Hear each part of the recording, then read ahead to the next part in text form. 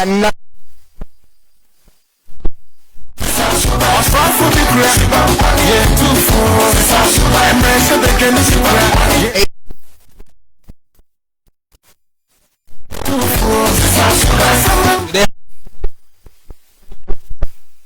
my name is Ronald, transmitting live.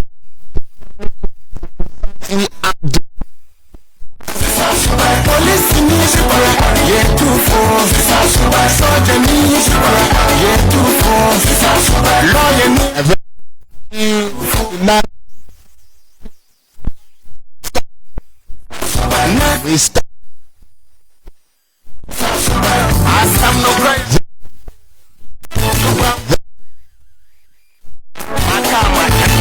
But studios of 106.9 is time for cup and for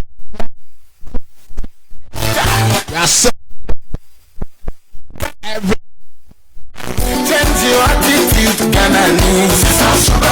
Change your attitude to Ghana needs. Change your attitude to Ghana needs.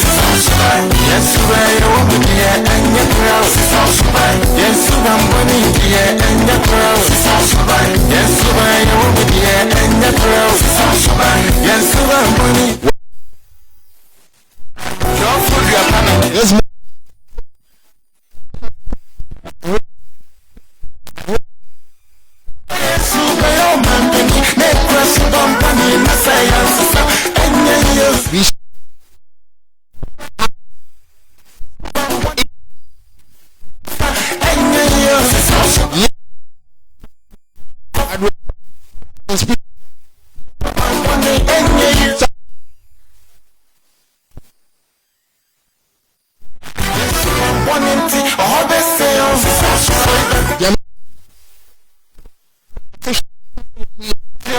Shawanoka say, who said, Niama Nipa, a child who is saying, person or two on who free who now, what did one who said DNT and Uncle Way, a two on who free maintain. It's all as a result of the way you talk when Numukasa and your day. Sabi Wujana would you know, Adiana Woton, who's a Nipanta ma, and yes, Abia would be in your day, but the mere fact that the way you will talk to people, how you talk to people, pushing people around you away from you. Shakwanya usine wo yire kasa. Ma shakwanya usine wo yire kasa. Wo masa ne osini o mo kasa ofie. Ebuo kitikiti se ni. Branches sound suban. Watch the way you talk.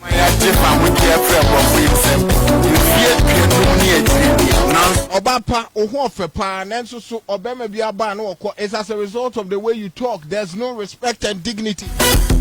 Watch the way you talk.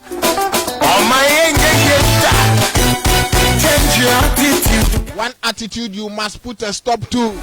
If you are listening to me this morning, it's sometimes the way we talk, utterance, attitude, gesture. We must watch them. Push people around us away from us. Kills people's interest in us. But it's as a result of the way you talk.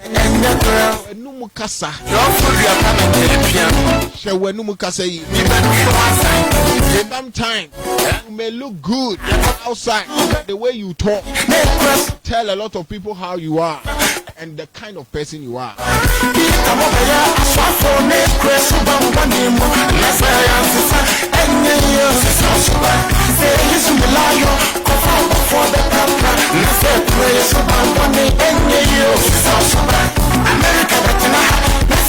Good morning once again. All I have to tell you, let's all be careful the way we talk, so that we don't really put people away from us. Kind of people you mingle with, see the way you deal with them. Bufu said they cry, Charlie, Jinhum, Yenum, Shekunu say, Asma may be can one share ye behani pano. When some baby a person will come back, quite a first one, Becano, Emma, and society baby ba. Mabuto emu ba. Can speak your mind in a very polite way that the person will go sit back and really have a ponder and think about it, and indeed he will say that indeed what this man is saying is true. But if you come out so vocally and so outspoken, thinking that you want to speak your heart out because you are angry, and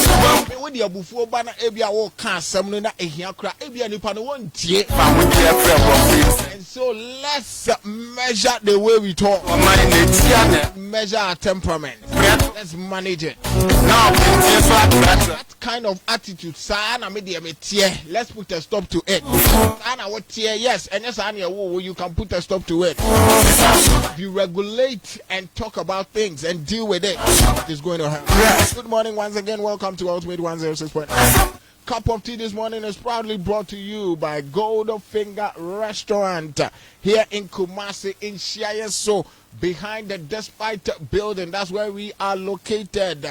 And listen, Mother's Day treat. We are giving you that opportunity. Give your mother that treat, that wonderful treat. This time is not your wife. This time is not your girlfriend. This time is your mother. Take your mother there to Goldfinger Restaurant, and we are ready to give that memory to your mother that she would never forget. Arante. Yes, just do that. And so Mother's Day is this Sunday. We are giving you that opportunity. It's affordable. Come give your mother that wonderful treat at Goldfinger Restaurant. Listen, after the Mother's Day, Goldfinger Restaurant is still on. And so, weekends, we are serving you breakfast from 7 to 11. And so, listen, just get along very well. Goldfinger Restaurant, we are giving you wonderful taste and wonderful meals to enjoy. Goldfinger Restaurant, lick and enjoy good meals at a very comfortable position. Listen, comfort, relaxation. The Hill Comfort Noche project is still on. I tell you, look, I am sure if you've been there, you would see that the transformation that phase one is getting. Let's all help, give helping hand, contribute our quota. It can be in thousands, it can be in millions, whether hundreds, it can be even in small denominations, 20 cedis, 30 cedis, 50 cedis. Come as a family, come as a union, come as a group. Let's all put together our little contributions and help give Comfort Noche that first uplift that we need. I've told you, Comfort Noche Teaching Hospital doesn't just serve people of Asante Mine. It serves the entire Asante, the Bunu regions, and the northern regions. And so that contribution will go a long way to save somebody. And so come, let's all help. All you need to do, sit in the comfort of your home and just dial star 776 star 1955 hash or 0544195525. Definitely, you contribute your quota. You can also walk to any Fidelity Bank branch and make your payment. Listen, Comfort Noche is yours, is mine. And so let's all join hands and help put Comfort Noche to its old state again. The cereal Nano 3 EV, Charlie. When it comes to comfort, relaxation, enjoyment, just get yourself this cereal Nano 3 EV. It's a sleek saloon car. I repeat, a sleek saloon car. It gives you comfort. Penny Beshe. Charlie, it can be a very wonderful birthday gift for that girlfriend of yours, or your wife, or your mother. The cereal Nano 3. All you need to do is just fix your charger and you are charging the car. You charge the car and you move. It goes a longer distance. You are not going through the cost of going through the stress of going to buy fuel. You are saving cost, okay? Money is in your pocket, and listen, you are also getting the perfect drive that you would always wish for, the speed, everything that you need in that your car you're driving now. Move with the Cereal Nano 3. Buy one for yourself and enjoy. Listen, I am talking about relaxation and comfortability. And so Cereal Nano 3 is marketed here in Ghana by Anointed Engineering Electricals here. Anointed Engineering located in Kumasi at the TAT yard in Kumasi, or in Accra at the Kwame Nkrumah Avenue. Yes, close to Farisco traffic light opposite the Glyco office. You can call us on 0243-480-334 or 0544-340-589. Well, this morning, as we always do on Thursdays, is all about health. Yes, we're talking about our health. It's about your health, it's about my health, and it's about everybody's health. And so, as we always do every Thursday, we talk much about our health. And this morning, the show is in two segments. We'll talk about politics, but before that, let's talk about our health. And so, it's as usual what we always do, but this morning we are talking about maternal health. Yes, it is something that we've really not looked at. We really have to really take a closer look at this thing. I'm sure probably maybe the husbands at home may think that this is not part of them. Yes, it's part of you because you are also part of pregnancy. And so it is not just maternal health, it's about family health. You're talking about the husbands, you're talking about mothers, yes, but husbands have also got a role to play. And so stick and stay with Ultimate this morning. And as we always do, this segment is probably brought to you by Sport Stroke Fast Foundation. And this morning, a very big thank you to the president, Patrick Camilo Mansona. Yes, Mansoa. All right. So this morning we'll be talking about maternal health, and as usual, it's always interesting to know that I've always got experts to deal with these discussions.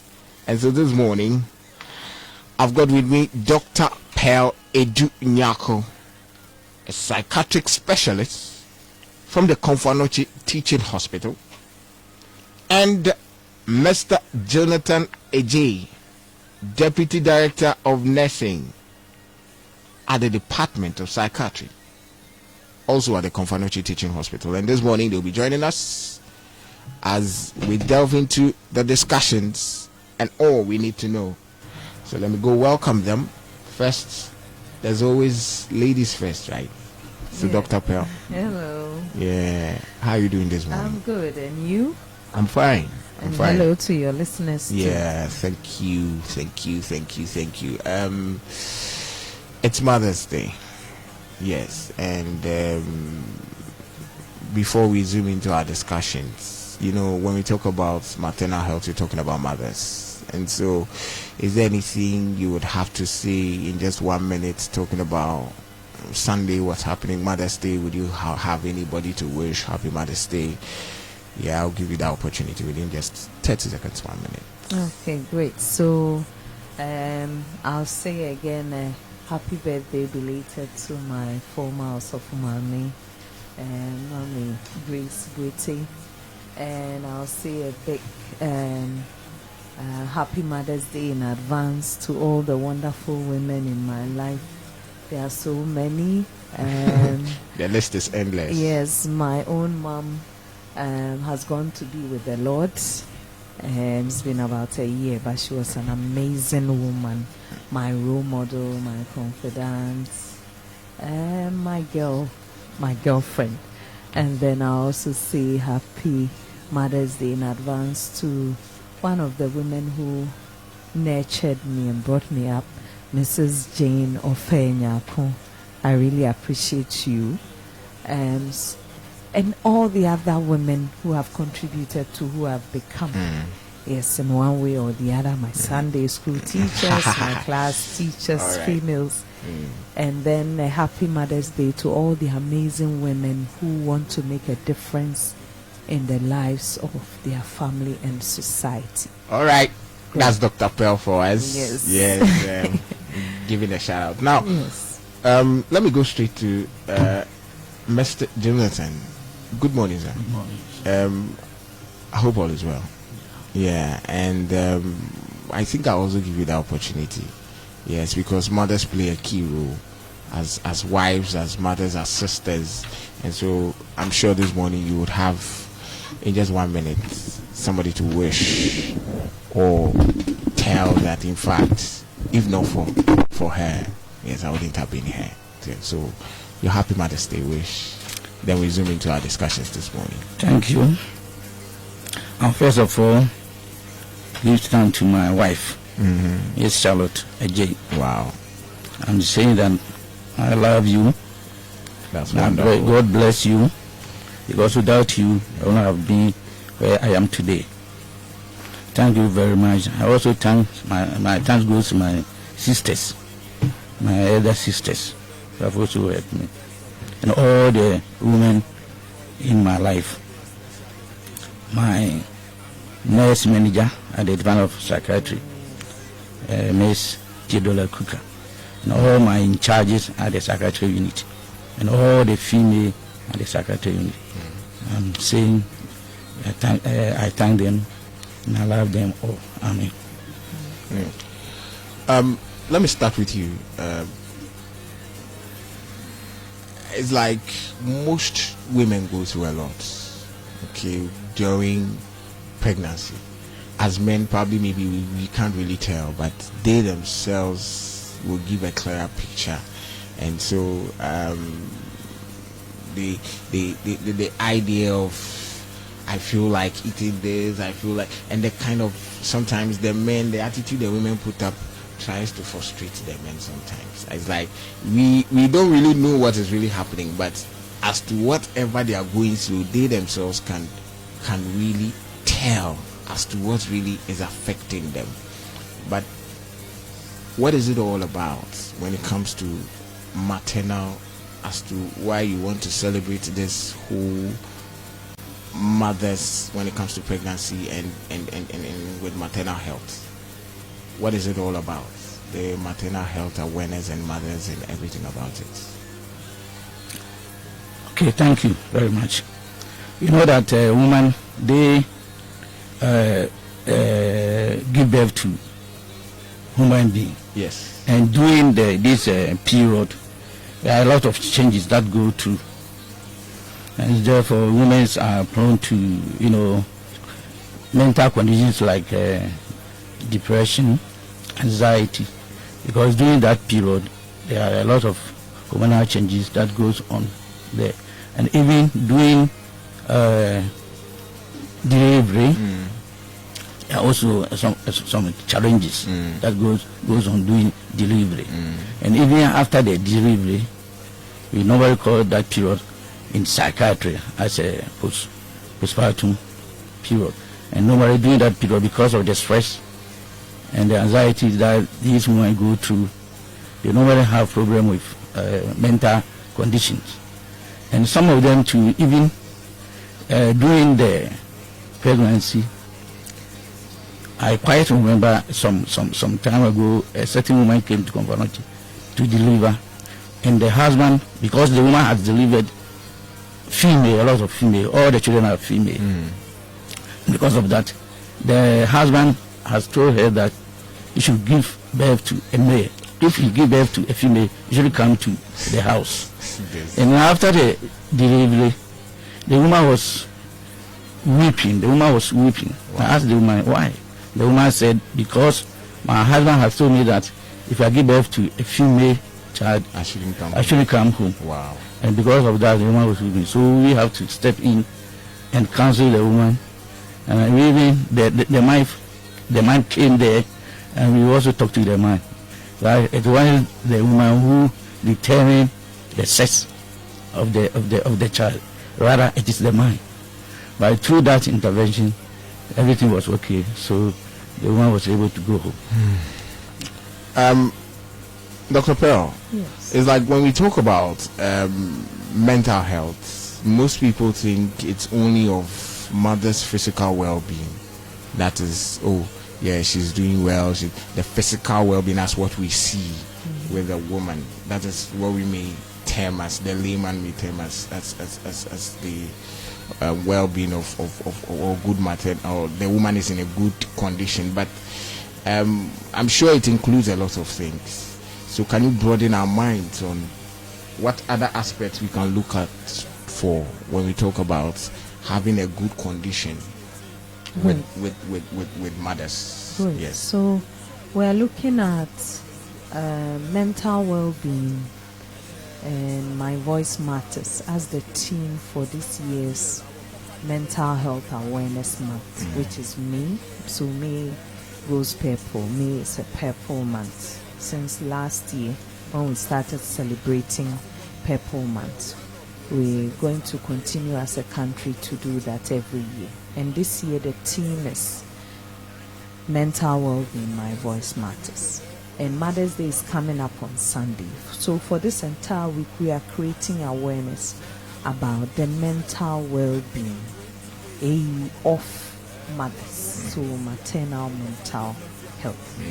And when we say mental well-being, we are talking about a state of your brain or your mental faculties that enables you as an individual to be at peace or at ease or comfortable, with the circumstances you find yourself in, and have the capacity to go through the challenges you face in the various areas of your life, survive those challenges and still remain a productive individual, a productive member of a family, a society, a group, your country, or the world at large, humanity, at the end of it.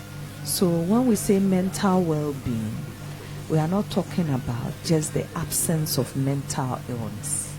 In fact, we are talking about the state of being where every optimum function that we need to derive from you as an individual is being realized. So when we say we are talking about maternal mental health, we are looking at the issues, or we've labeled it the voices. So the challenges that women face just because they are women, the challenges they face, and how those issues affect their mental well-being positively and negatively. Doc, I would further give another follow-up question to ask. Why did you specifically want to create awareness on mental health specifically? Why mental health and not any other? Yes, so as mental health professionals, we have realized that the value or the ability of any nation to be productive is hinged on their human capital. And the human capital that you have, the quality of the human capital, is determined by their mental well-being. In fact, it is the most valuable resource, which unfortunately gets the least attention, because your ability to solve problems, your ability to plan and organize yourself, your ability to take decisions, your emotional health, your ability to manage your resources effectively, to learn, your ability to live is hinged on your brain. Therefore, as any nation that neglects the mental health of its population has missed it. Because if your brain does not have good health, you can study, but you will not be able to learn it. And if you don't learn it, you will not be able to use it to improve on your circumstance. If your brain is not healthy, you will not be able to acquire basic life skills that will ensure that you survive. So in fact, any nation that does not invest in the mental well-being of its population has missed it. And it's estimated that by 2030, and this estimation was done way before COVID, the total cost of health care due to mental illness would reach 3.5 trillion US dollars, and this is for countries that have the infrastructure investing into the mental well-being of their population. Now we know that COVID has increased the incidence of mental illness significantly in all communities, and Ghana is not an exemption. We know that we are talking about maternal mental well-being. We know that 1 in every 6 women has experienced depression. Wow. Yes, we know that 1 in every 8 individuals has 1 in every 6 pregnant women. 1 in every 6 females, women, has experienced depression. And we know that 1 in 8 people, this is not even specific to females, has either one or another established mental health condition. We know that 1% of every population has been documented to suffer from schizophrenia, and we know that we lose about 800,000 people annually to suicide globally. So the figures out there that should let us sit down and look at our human resource, which is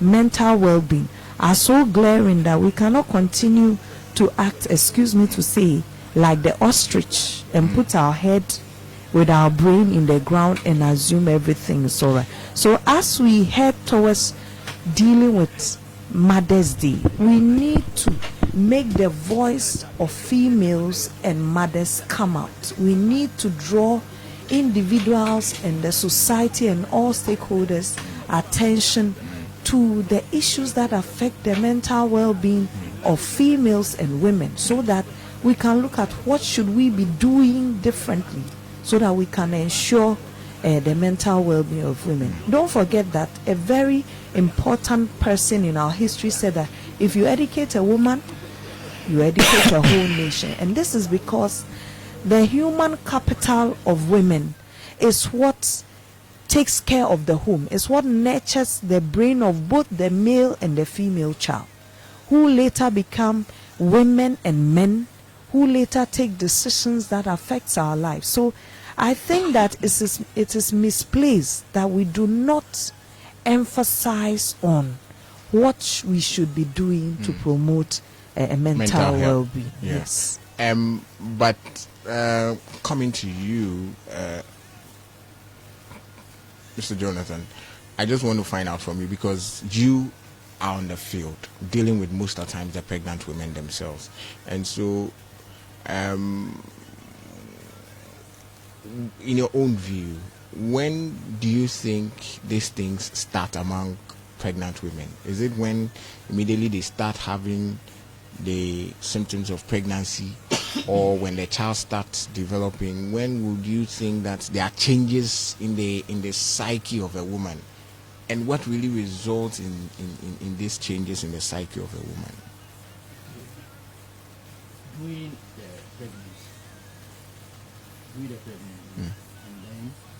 During the labor, then after the delivery. Okay, so throughout. Yeah. Because immediately she starts developing the baby. That's it. Yeah, because during that time the hormonal changes, a lot of hormonal changes have taken place. I know during pregnancy too, if a woman don't have support from the husband and even from the family and as a community as a whole, that can also bring about these challenges. Now, with these challenges, talking about the fact that the support, now as men, what kind of support would you really encourage, we give? Because it's like, just as we say, they go through a lot because of the changes they are going through. And so probably maybe sometimes the men will be like, I'm going to work, I need to feed, I need to do this. But what things can we do? Because maybe we'll be strange to the reactions the women will put up. So what? In the first place, we have to love them. We should love them.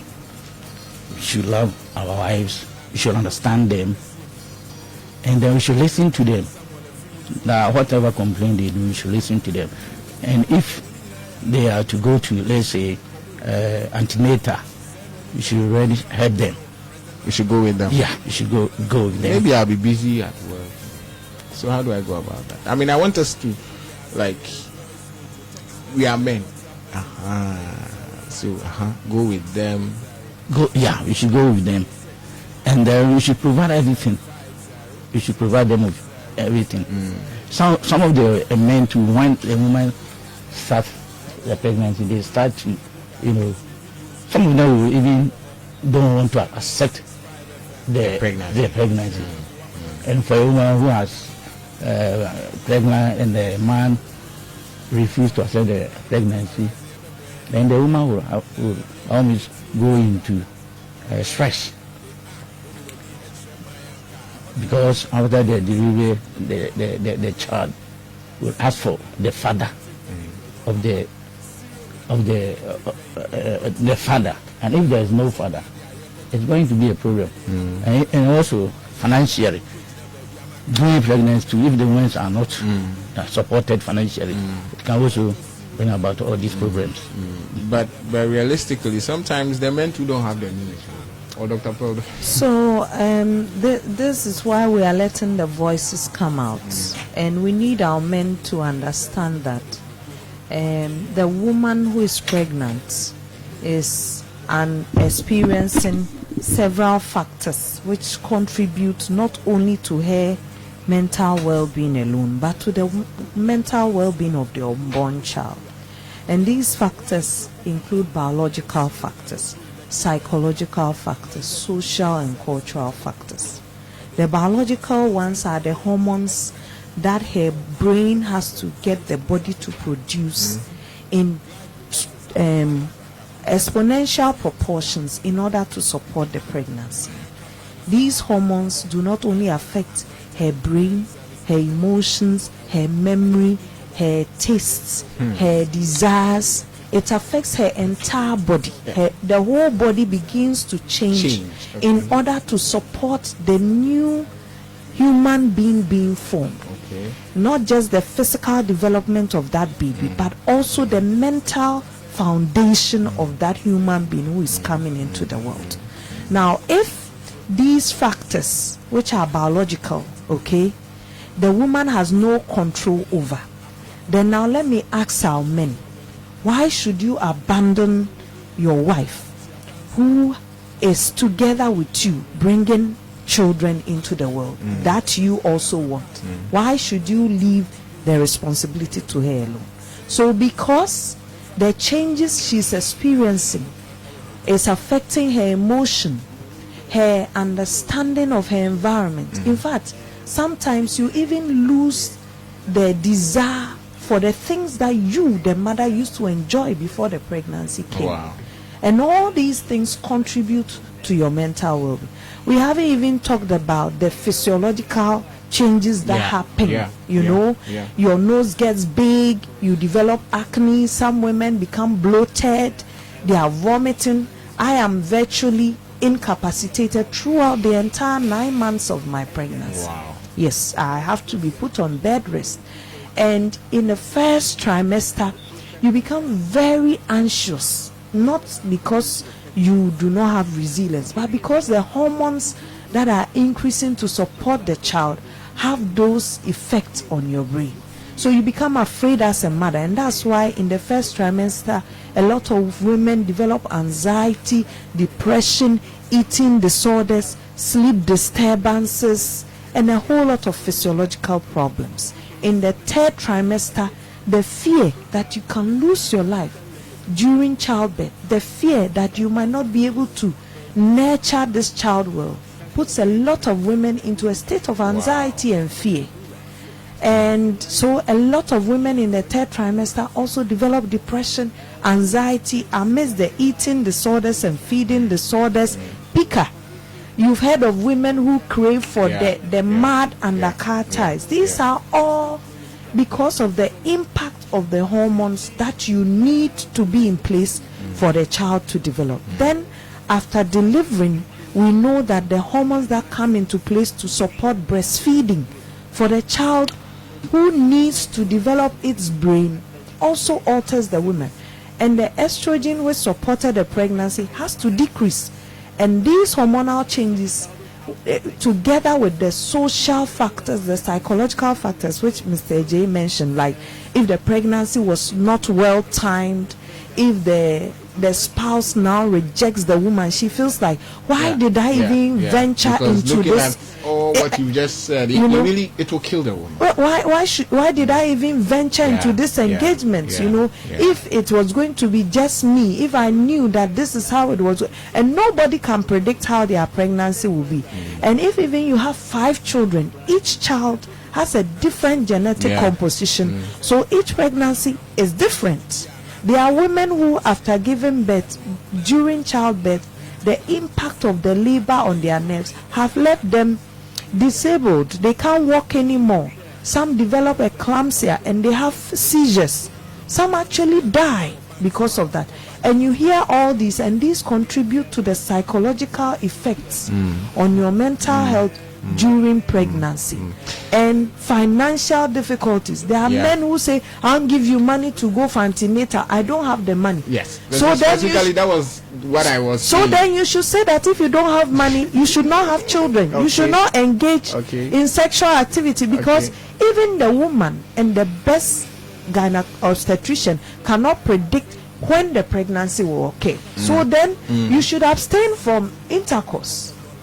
And since you will not do that, then you should know that you are a key stakeholder in that pregnancy, and you have to contribute to reduce the impact of the psychological factors on the mother. Some mothers can't even afford the food they eat. Some mothers get assaulted, resulting in pregnancy, sexual abuse, rape, resulting in pregnancy. Some mothers become so bloated. I in my second pregnancy, I was vomiting throughout the pregnancy. And sometimes there are some men who can't stand that sight. But can the woman stand it? Stand it? You see, I'm a very active person. And my pregnancies always require that I become immobile. And if my husband now begins to say, you're a lazy woman, what do you think I think of myself? I begin to tell myself, hey, let me get through this. I am not getting pregnant in heaven and in earth again. And what would that lead us to? Okay. I understand. And if every woman should decide that this role of motherhood comes with an unpredictable risk and unpredictable psychological stresses from the person they love, so they will not get pregnant, what will become of the human race? But Dr. Pearl, yes, what of the pregnancy cravings? Are they also part of pregnancy? The craving. I just mentioned that the impact of the hormonal fluctuations on your brain. You see, your brain is responsible for everything you do. Your appetite, your motivation, your reward system. That's why people who get addicted, their motivation now shifts to the substance. Everything about you is your brain. How you express yourself is your brain. How you control yourself is your brain. The things you remember is your brain. So mothers will tell you that during pregnancy they find they become very forgetful. And after delivering 2-3 children, you start having mispronunciations. You want to mention something and you have a slip. All these are some of the psychological or the impacts of the pregnancy changes on your brain. Now, visiting antenatal is very key. Yes. I mean, we just spoke about it, talking about the fact that the woman must visit antenatal. Yeah, so visiting antenatal is very key. But when you visit those areas or visit the hospital with your wife or probably going there, do we have any psychiatric specialists around that area that would really so help that is why we have to let that voice come out. The voice that should come out when we look at the pregnancy period. And when we are looking at mothers, we don't only look at the pregnancy, we look at prenatal, which is before the pregnancy, during perinatal, and then postpartum after delivery. So there should be support systems in place to help women get well oriented about what motherhood is like. There are a lot of females who are living in fantasy when it comes to being a wife and a mother. Yeah. The current career woman has to juggle all the issues and still maintain their mental well-being. So those voices should come. And when it comes to our healthcare system, we should ideally be screening all pregnant women to see how they are coping with the challenges they are facing in pregnancy. Unfortunately, I cannot vouch and say that we have those systems in place. Now, if this voice does not come out, as a people, we'll be going through business as usual, and we will not be taking care of the mental well-being of our mothers who are nurturing the future generation, and we will also not be taking good care of the brains of the future generation. So these are some of the issues that we are hoping that when we say my voice matters, these things should come out. And our policy makers, our healthcare system actors should all be in the know, all partners. So you and your spouse should know that by my going with my wife, I'm telling her I'm with you. Okay. I may not feel what you are feeling, but hey, I'm right behind you. I've got your back. You know, you can count on me. And that is what we need to build resilience, to help people cope with difficult situations. I this is just on a lighter note. I know of a man who says that, I mean, he's afraid of seeing the protruded stomach. So anytime the wife gets pregnant, then he shouldn't get it protruded. He has to just find a place to stay for a while, because the fear of seeing the woman's belly like that, I mean, he feels that if anything happens, yes, they could lose it. So that is why talking about maternal mental health does not only focus on the mother, and the voice of the significant partner should also come out. The voice of the other nuclear family members, extended family members should come out. This man needs to get psychological support. And I am sure this man may have seen his mother go through a very turbulent pregnancy. Maybe as a child in his critical mental development stage, and that has left him with a fear. Or maybe what he's seen in the movies or on social media, painted a picture, society, you know, his social life, the social factors that he's encountered growing up about pregnancy has left him traumatized, and he will need to be counseled. So if you go to developed countries, we have pregnancy schools that are supposed to be attended not only by the pregnant woman, but she and her partner. If you go to UK, if you are a father to be and you miss one antenatal clinic, your supervisor at work will be called. Yes. If you go to Canada, once you turn 25, you get a call that says that come and let us screen you for your reproductive health and for your mental health, because you are a potential future mother for the country. What are we doing as Ghanaians? Wow.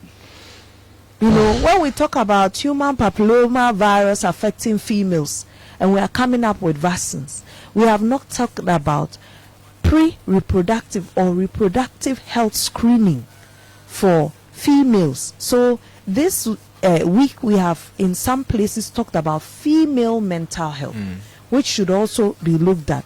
So there are so many voices that should come out. We have the environmental factors that influence and societal factors that influence the mental health of mothers, you see. And there are so many things that we don't talk about, and we need to let those voices come out so that we can ensure that the environment within which we are grooming and growing the future population is good. The future population that is growing up gets it right. Okay? Those who have been psychologically traumatized and yet they are going to be fathers of the future generation are also properly groomed. So when we say Mothers Day. There are men who are more than mothers. There are single parents who are fathers because they lost their wives and they are playing the role of both the mother and a father. That is a mother father who also needs to be conditioned. You see. So Mr. Jonathan, I thought it was just during pregnancy that they go through that, and after the woman gives birth, she's always happy and seeing the baby come alive. But Dr. Pearl is making us understand that even after pregnancy, we should be much concerned about the mental condition of the women, talking about our mothers and our wives. And what fears should we look out for even after birth, when the woman's baby is out and we all see that, oh, the woman is smiling, but still psychologically there's still something we can still work on? What are some of the things we should look out for after the child is because we all know that it is during pregnancy that they exhibit much of these characters, but sometimes Dr. Pearl have made us understand that it's even during, before, during and after. So I would want us to look at the after.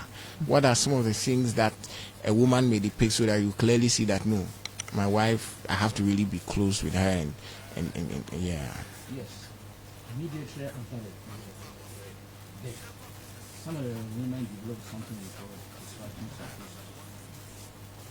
called or prepuce psychosis, because some of them, as I already said, maybe the sex they are looking for, maybe they are not, they didn't get the sex, so they are not happy about the child. And then some of them too might even have the problem before.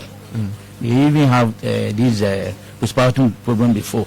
So maybe during the pregnancy, instead of them going to see the psychiatrist, they didn't go. So immediately after the delivery, they may even have the condition, how we call postpartum psychosis. And after the delivery, the stresses, and then the reason they are still in, because caring for the baby is not easy. Caring for the baby is not easy. Gone are the days where our in our society or our family, when somebody delivered, we have all the family supporting the mother. But now it's not like that. Now it's the husband and the wife, because now we live in nuclear family. So that extended family system is normal. That has also affected the whole thing. When I did where your mother, your sister, everybody in the family, when you deliver, they are with you. Some are helping you, some are helping you to wash the clothes. Some are even prepare food for you. Some will also help you so that you sleep, you have enough sleep. And then you just the baby. Having the baby with you and everything doing. So that support system is missing. It's missing. So that has also accounted for these problems. Yes. But what of those that unfortunately lose their children? What kind of trauma do they go through, and how do we also deal with them? Because I think that is also a key thing that we must look at. So these are the factors we are talking about, that if you went through a whole 9 months, look at your expectation. There's a new life coming. In addition to the family, you've made provision. Maybe dressed up the room for the baby. If there are other children, you've bought clothes, you've all been fantasizing what you do. And unfortunately, and then either you go into labor, the baby comes and it goes, and it's not alive. Or even you discover that the baby is dead in you, and you still have to go through the process of labor to get it out. You see, and then the issue of the social pressure. Hey, people will be asking me, where is the baby? Because they saw you pregnant and you didn't come home. Or let's say you didn't even lose the baby, but the baby came with some abnormality or deformity, or the baby came preterm. And I remember in my house job periods, there were stories where people had rushed to come and see a certain baby who had been anticipated to be born. And the description that went back to the community is, the baby that was born is as small as a lizard. By the time the message got to the fourth person, it had turned into she has given birth to a lizard. You see, so all these present with psychological stresses. When we say psychological factors, we mean things that make you begin to see your situation as, unresolvable, difficult, overwhelming, so that your brain now puts your body in a state of helplessness, hopelessness, and that leads you to depression. So what you mentioned, coming back without a baby, aborting, if even his first trimester, in the first 7 months, you can manage a little bit. But when you go the entire 9 months, that is not easy for any mother. And men also grieve because their boyfriends have been toasting them. Hey, Kwabena Papa, Kofi Papa, so your emotions and your expectations had been raised. And when that is dashed, that comes with psychological stress. Let's also talk about the fact that even when there's a loss, sometimes there is financial gain because this was an additional mouth which was coming, additional expense which was coming. But in a case where you give birth to the child and maybe you were finding difficulty to manage the already family size financially, you will find husbands who run away, like you said. Yes. And the woman who has given birth knows the financial situation of her home, and that contributes to the financial stress. So all these are the things that can increase the risk for a woman after delivery developing mental health conditions. What of the support system we spoke about? Yes, it's also very important. We live in a country where, just as we said earlier, Mr. Jonathan raised the argument that the extended family system is out, and so it's all about the nuclear family system. And so we are always looking out for husbands should support their wives, but there are some men too that would be like, okay, go to your parents. So is it that decision? Yes, is it advisable we ask our wives to rather go live with their mothers so that mothers will take care of them, or probably the husband should be the ones to take up the mantle to do that? So it's a shortcut that we take. It's a shortcut we take, and I'll say we take it out of ignorance, and then we take it because we, the men who do that, have been traumatized and are in denial about the fact that we need psychological well-being when it comes to our role as fathers. In mental health, we are aware that the contribution a father gives to the development of the child is different from the contribution the mother gives to the child's mental well-being. It's different from the contribution that grandparents, foster parents give to the child who's developing their mental well-being. Fathers produce what we call engrossment. And the relationship begins when the child is in there. We know that at 5 months, the child can see light, can hear sound. So that is when you, the father, your voice should begin to register on the brain of the child. So when we are complaining about Father's Day not being celebrated, flashback, a lot of fathers, you caused it because you were absent during the foundation that was being laid for your child's mental health. You did not engross with your child when they were growing up.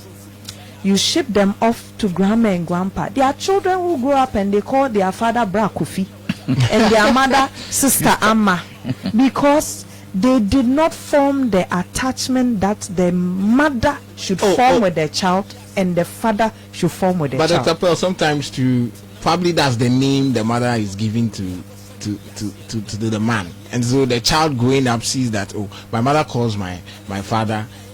So it is part of the nurturing, the grooming, and the development of the brain, that you train the brain to recognize you as father. It is part of the social development of the child. So you train the child. So when a child is at that critical stage where they are learning language, everybody in the house should sanitize their language so that the child's brain develops well. So the language you use is training the child's brain about how to speak, language development. So I call my husband daddy so that my child who is learning to speak will learn to call my husband daddy. I sacrifice and dress appropriately so that my child will learn the social values that come with the social behavior of a female presenting herself to society, because we know that the way I present myself affects the way people treat me. So you are developing the mental well-being of your child well through the right nurturing. So the way you address your wife, sister, your child is learning, sister, it's very true. So please change your language. So when you insult your wife too, your child learns to disrespect females, to disrespect their mother, and then when they grow up, you are saying they are disrespectful. Everything they have been conditioned, they have learned in this world. The foundation that is laid was laid by you. I've always said that you, the man, you got the woman pregnant, so definitely you should have a way to be. You should be a part, not. You are a part. You implanted the pregnancy in there. It is determined by nature. Yes. But Doc, we also know that in our part of this world, the Ghana to be precise, you hear people say that, oh, probably maybe financially I'm not settled, so I'm not going to really have children. But sometimes, unfortunately, it happens. Just as you said, if you know you were asking us, if you know you can't, then you abstain. But sometimes mistakenly it happens. It was rhetoric, and sometimes risk. Yes. I mean, people try to take the risk that, okay, after all, I mean, my friend has given birth, and so I would also do that, knowing very well that economically, I mean, financially, the person is not really stable. So it comes back to your mental well-being. God has given you a brain which resources you for decision making, planning, and prioritization, and is giving us the wisdom about things like family planning. Okay.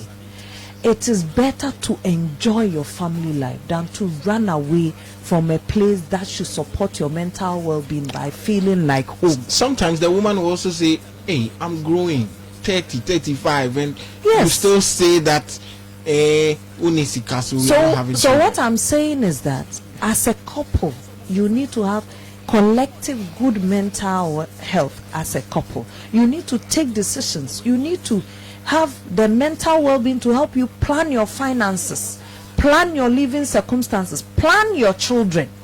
My first child is 4 years older than my second child.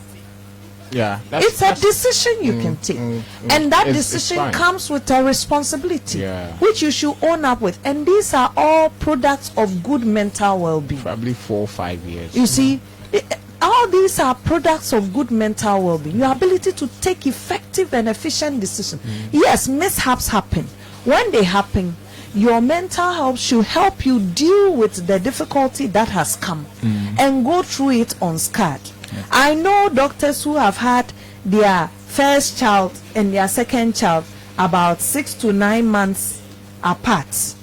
Yes, these things happen. Nothing is cast in stone. But when you have good mental well-being, you will be able to manage that difficult situation in such a way that your mental health will not be affected by the financial difficulty, the unexpected pregnancy, and even you will be able to manage things like sibling rivalry, which will develop as the children are growing up. You understand? And it will not affect the interpersonal relationship between you and your wife. These are all the products of mental well-being, which makes us say that we need to invest in the mental well-being of each and every one of us. Wow. I mean, in fact, raising family is not easy.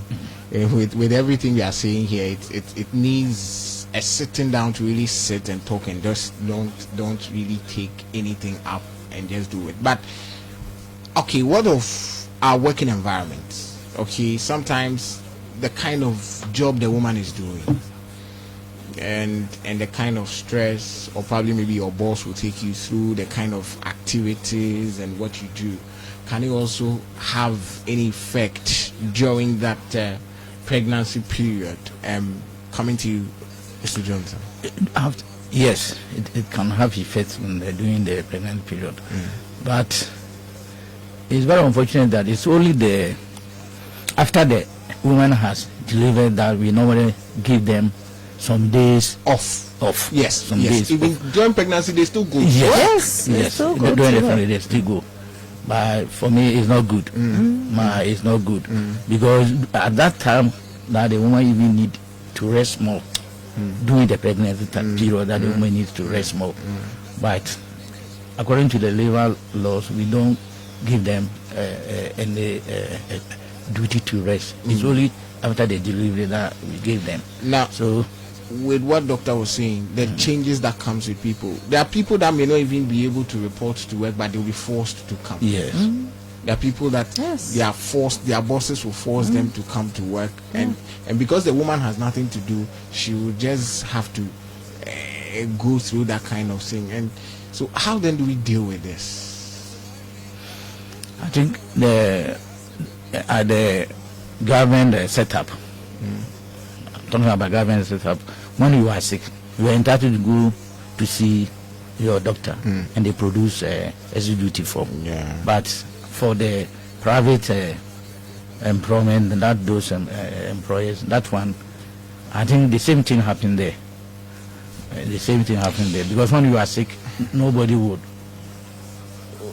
force you, but unless maybe you go to, we don't go to a facility and you stay at home and you don't come to work. But if you go to a Get clinic some and then we get a good duty, you are, nobody will. So, Mr. Ej Yeah. is saying that one of the ways that currently a lot of women use is probably to get an excuse duty to allow them to rest a little. Yeah, but your because- question is a question that should bring out a voice in this area, that we need to begin to look at the Because labor I've law. seen women who teach in schools. Yes. I mean, they are pregnant, they are almost due, but still going to school. Oh, to you are teach. talking about women teaching. I mean- I was a doctor doing my housemanship, pregnant, doing night duty with my pregnancy.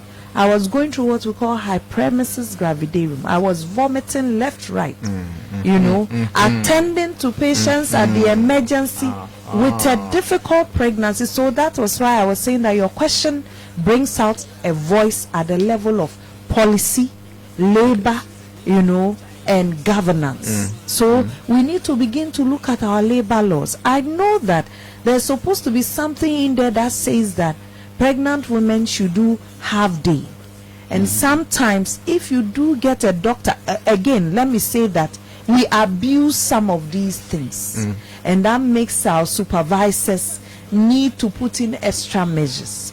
Because yes, all pregnancies are not the same. There are women who can pound fufu and everything when they are pregnant. And there are those who are like me who need to be on bed rest because the pregnancy could be lost. Yeah. So every situation needs to be tackled on individual basis.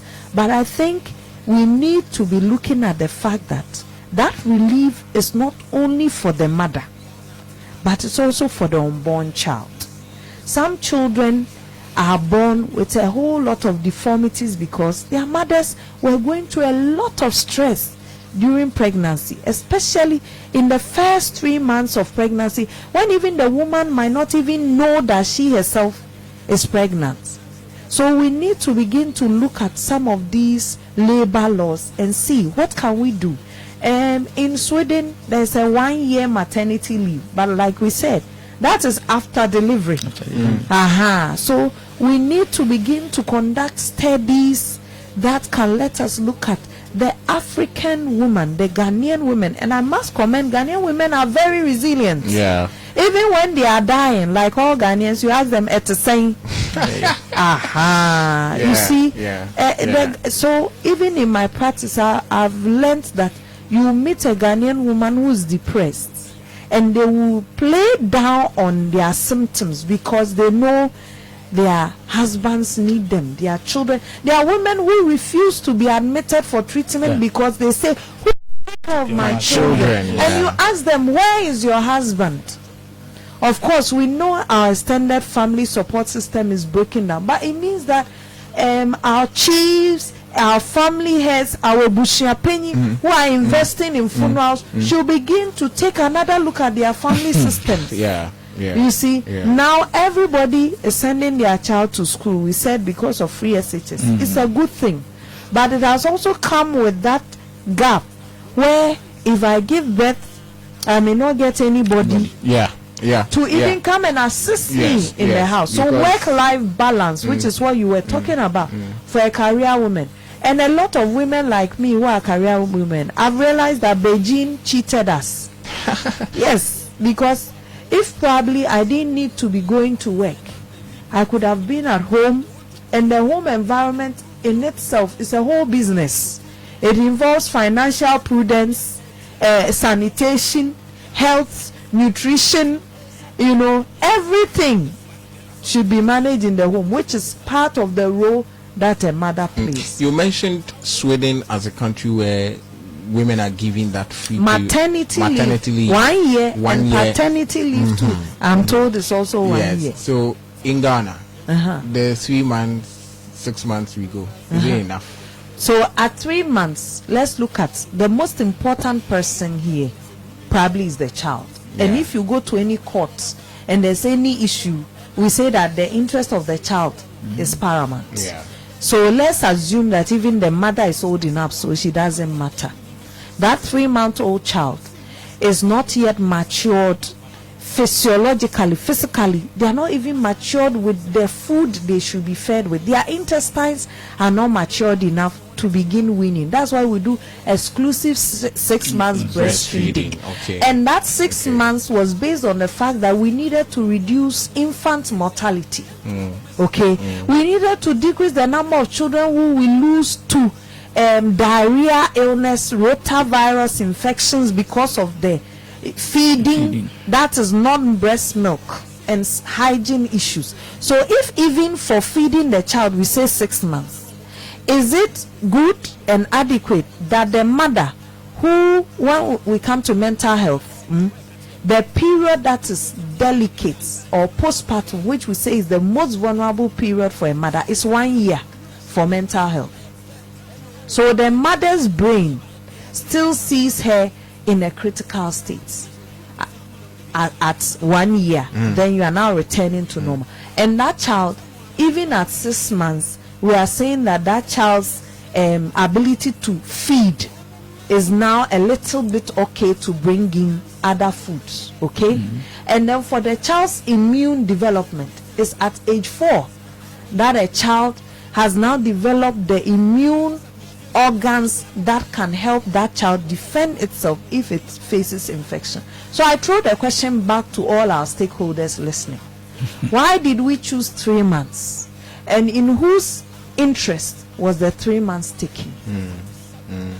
So we need to take another deep look at some of these decisions. We could have said 6 months, but then it means half a year nursing mothers are probably out of work.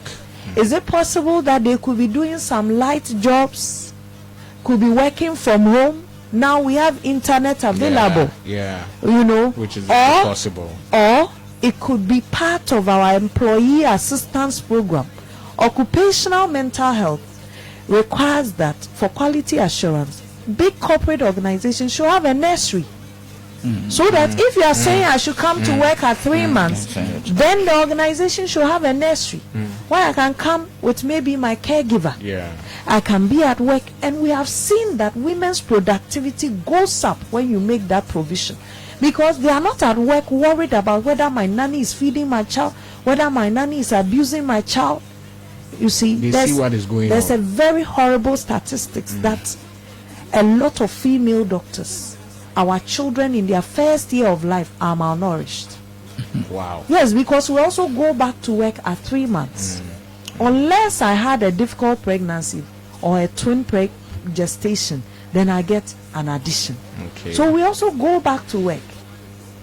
And we leave our children at home with our nannies.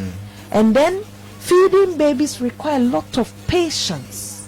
It comes with a lot of stress. Your caregiver who may never have been a mother will say, "Akwala we cried your children." And we've seen the videos. And we are still sitting there and not addressing these issues. So let the voices count. Let's let the voices come about our mental well-being. And for this period, maternal mental well-being. Well, in wrapping up, we would want you to, I'll give you 1 minute, recommendations. What do you think we all can do to help women that are going through this? Because naturally that is it. That's how God have made it, and it will definitely happen. Yes. Every woman must go through that kind of, and as a society, as individuals, as husbands, as brothers, as whoever who comes across women or be with women, what would be your advice for us? So my advice will be, begin to understand the woman. Men say that understanding a woman is like getting what? It's easier to swim across an ocean than very difficult. Yes. Very difficult. It is difficult because God has made the body of the woman. The little we've talked about today tells you how complicated she is. And the biological things is no doing of hers. Her hormones have to fluctuate so that she can be ready to have children. Her hormones have to fluctuate so that she can produce nurturing breast milk for the child. I'm not cutting, but there was this incident of a man who claims that the wife said she would take, is it rice? Then she went for the rice. She said she needed stew. She brought the stew. She's like, I don't want the stew. I want something else. She brought pepper and said, okay, I won't eat rice again. This time I'll eat gari. And I'm like, these are all the changes. And I have experienced it. I remember one time I sent my husband to the former Babu Bazaar Edum, because I was craving their milkshake. And it was around 9 p.m. And he said, by this time they've closed. But I was so restless, helpless, the craving was so much that I couldn't sleep. I felt like throwing up. And if you are my husband, I would definitely not be a good companion. So what did he do? We put on some clothes.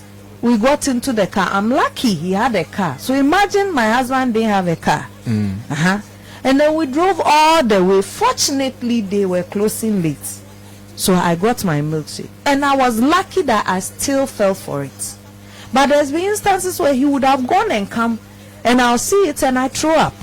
So the first recommendation is every stakeholder needs to begin to understand how complex the female is, how complex the woman has been made because of this responsibility of reproduction. And cut us a lot of slack. And cutting us slack provides psychological support, which promotes our mental well-being. Just agreeing that your wife is right when you know she's wrong could be all that she needs to calm whatever distress she's going through. To let her feel that, hey, it's not the end of the world. I've seen women who stuck pregnant have stripped their clothes and run out because they are like, hey, take this thing out of me. I don't want it in anymore. You understand? So we need to be able to understand women, appreciate their challenges. So don't be surprised when a woman gives birth and says, I don't want anything to do with this child. This child is Busufo. She is calamity. That this child is calamity. Don't ever judge a woman wrongly. And going through the period after delivery, you have to feed a child almost every 45 minutes. In the first 2-3 days. After 1 week you can do 1 hour, then you go to 2 hours, then you go to 3 hours. And some women decide to pump babies with fufu and banku just so that they get their relief. So if you don't understand the mother, you will treat her badly and bring on psychological factors which will worsen her mental well-being. Even when you don't have what they are asking for, the way you say it, the way you communicate with them can give them some relief and provide them with the right support. And all stakeholders, family heads, begin to take another look at your family members. Funerals, the person who is dead is gone. The most important thing about our funeral rites is choosing the one who is coming in succession to take care of the children who've been left behind. All right. So all stakeholders should sit up and look at their role and play it. I'm sure this morning all husbands listening will definitely put something down, because in fact we've been extensively educated by Dr. Pearl Edu Nyako, a specialist, a psychiatric specialist from Komfo Teaching Hospital, and Mr. Jonathan Ajay, Deputy Director of Nursing, Komfo Teaching Hospital. Well, thank you for coming, and I'm sure we've enjoyed every bit of this morning's edition. In fact, it's been very educative, and I'm sure our men have listened. They've put in something down. Henceforth, when they are going for maternity hospitals for, is it maternity, right? Mm-hmm. Definitely the husbands will go with them, and it's just a thing we must do together. Yes, it's a tangle of two. It's a tangle of two and not just one. Don't just see it as something the woman is the one going to go through it alone. You, the husband, you planted the baby there, and so you must be a part of it. Well, this is where the first segment, we're going to draw curtain down on the first segment. I'm going for a commercial break. When I come back, we'll still move into the discussions, and just as I told you, the discussion will still continue. Remember, His Excellency the President of the Republic have named district municipal chief executives here in the Ashanti region. We've gotten our chief executives, and I've told you, anytime these chief executives are mentioned, listen, it's all about development, national development, and so we'll be talking much about them. But I'm going for a commercial break. When I come back, we'll zoom into the second discussion. Looking for the perfect spot in Kumasi for fine dining? Goldfinger Restaurant is the place to be. Whether it's a romantic dinner, a milestone celebration, or a corporate event, they've got you covered with gourmet dishes, top-tier service, and a stunning atmosphere. Hosting a business meeting or a conference, Goldfinger offers well-equipped spaces for a seamless experience. Planning a bachelorette party or a big birthday bash? Their special packages, including delicious birthday cakes, will make your celebration spectacular. And don't miss their Saturday a la carte breakfast from 7 a.m. to 10 a.m. and the Sunday brunch from 11 a.m. to 4 p.m. The perfect way to kickstart your weekend. For elegance, quality, and exceptional service, it's Goldfinger Restaurant. Locate Goldfinger Restaurant on the Dorothy Asiedu Drive at Ahoju in Shiaso, behind the Despite Building. For reservations, call 024 8672 185. Follow us on Instagram at Goldfinger Restaurant. Goldfinger Restaurant. Luxury, taste, perfection.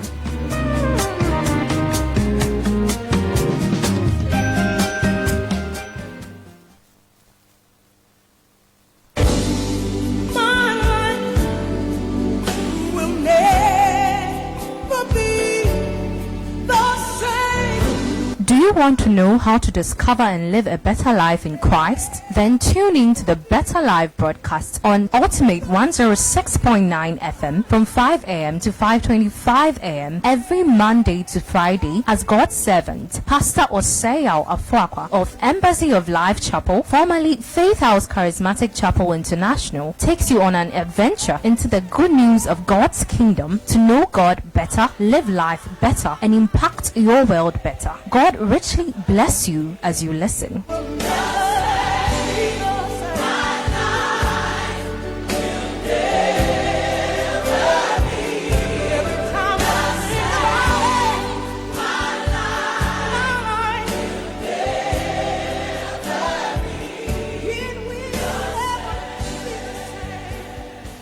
The ultimate morning swing.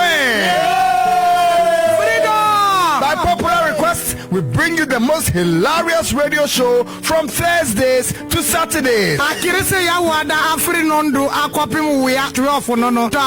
Hilarious means something that you don't know, that we have come and educate you on. All other Thursdays 10 a.m. till midday and Saturdays 7 a.m. till 10 a.m. Join Nana Benyon Animal, Aqua Polo, Baby Posh One, and DJ Ricky. Yes, we spice up your mornings, crack you up, and take you to the fun side of life. We'll pick a number and plank you. We will have intelligent conversations. Intelligent. Nanabe, are you sure? Intelligent conversations. Correct. Yeah, intelligence. From Thursdays to Saturdays mornings on the Ultimate Morning Swing. Your pranks and working with you. No, not all the work we have worked with. We have not worked with doctors. We have not worked with fitter people, especially teachers. Oh, why? They don't have money. But we are not talking about money. We are talking about working with them. Fine, work with them. Me, I'm work with Somali people, Ashawo prostitution people, and all the people that do power and pickpocket. It's the Ultimate Morning Swing. The fun side of life.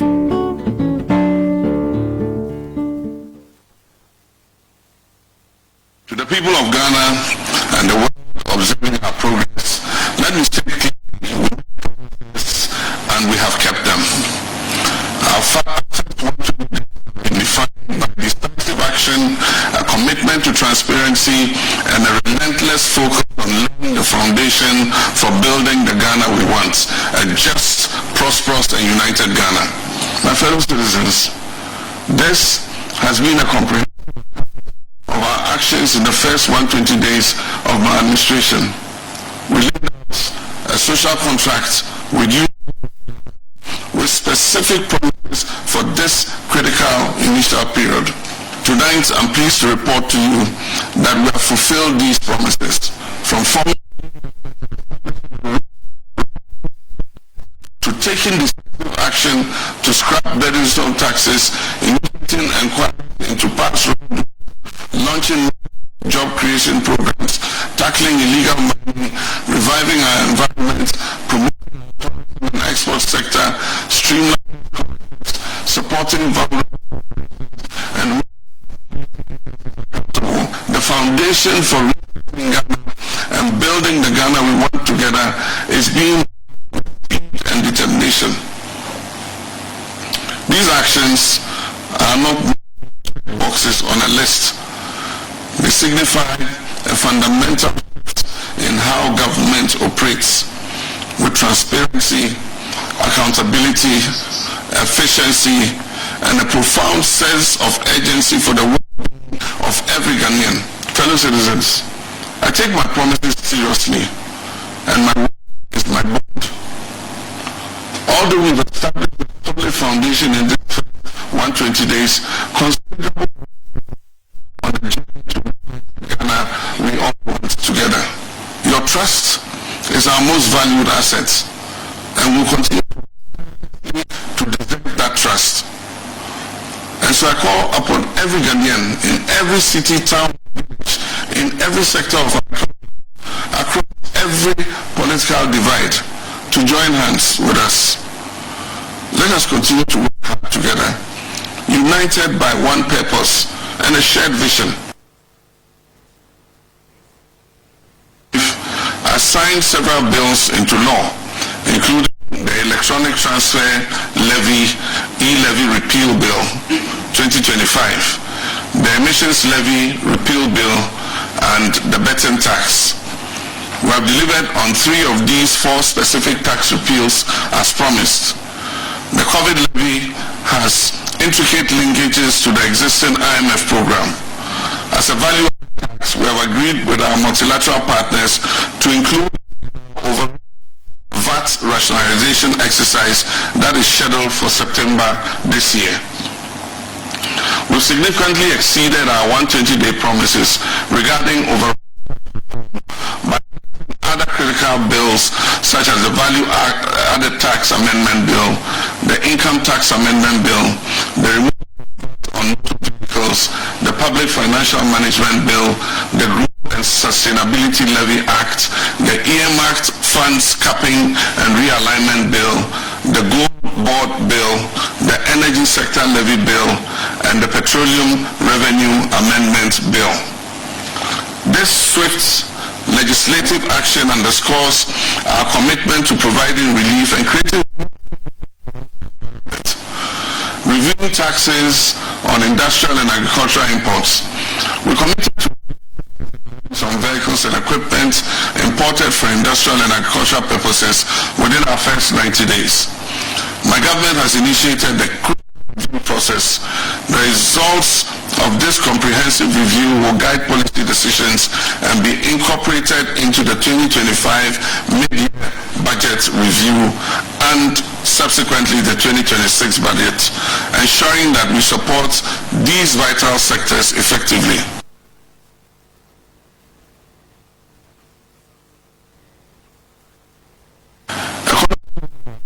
To good governance and accountability is tackling corruption and eliminating waste. I promise to inquire forensic audits into several critical matters of public interest. This work on corruption continues unabated. The Minister for Health is reviewing the Auditor General's report on the COVID-19 expenditures. After the review, the appropriate actions will be taken. The Sputnik V scandal is under investigation. The Minister for Finance has launched an inquiry into the collapse of indigenous banks and financial institutions. And make no mistakes, facts will be unearthed, culprits will be punished, and lessons will be learned. The Minister for Energy and Green Transition has commenced investigations into the PDS scandal. Deloitte and Touche is conducting an independent audit of the National Cathedral project. I expect their report by the end of this month. A number of officials have been invited and questioned concerning the 13th African Games.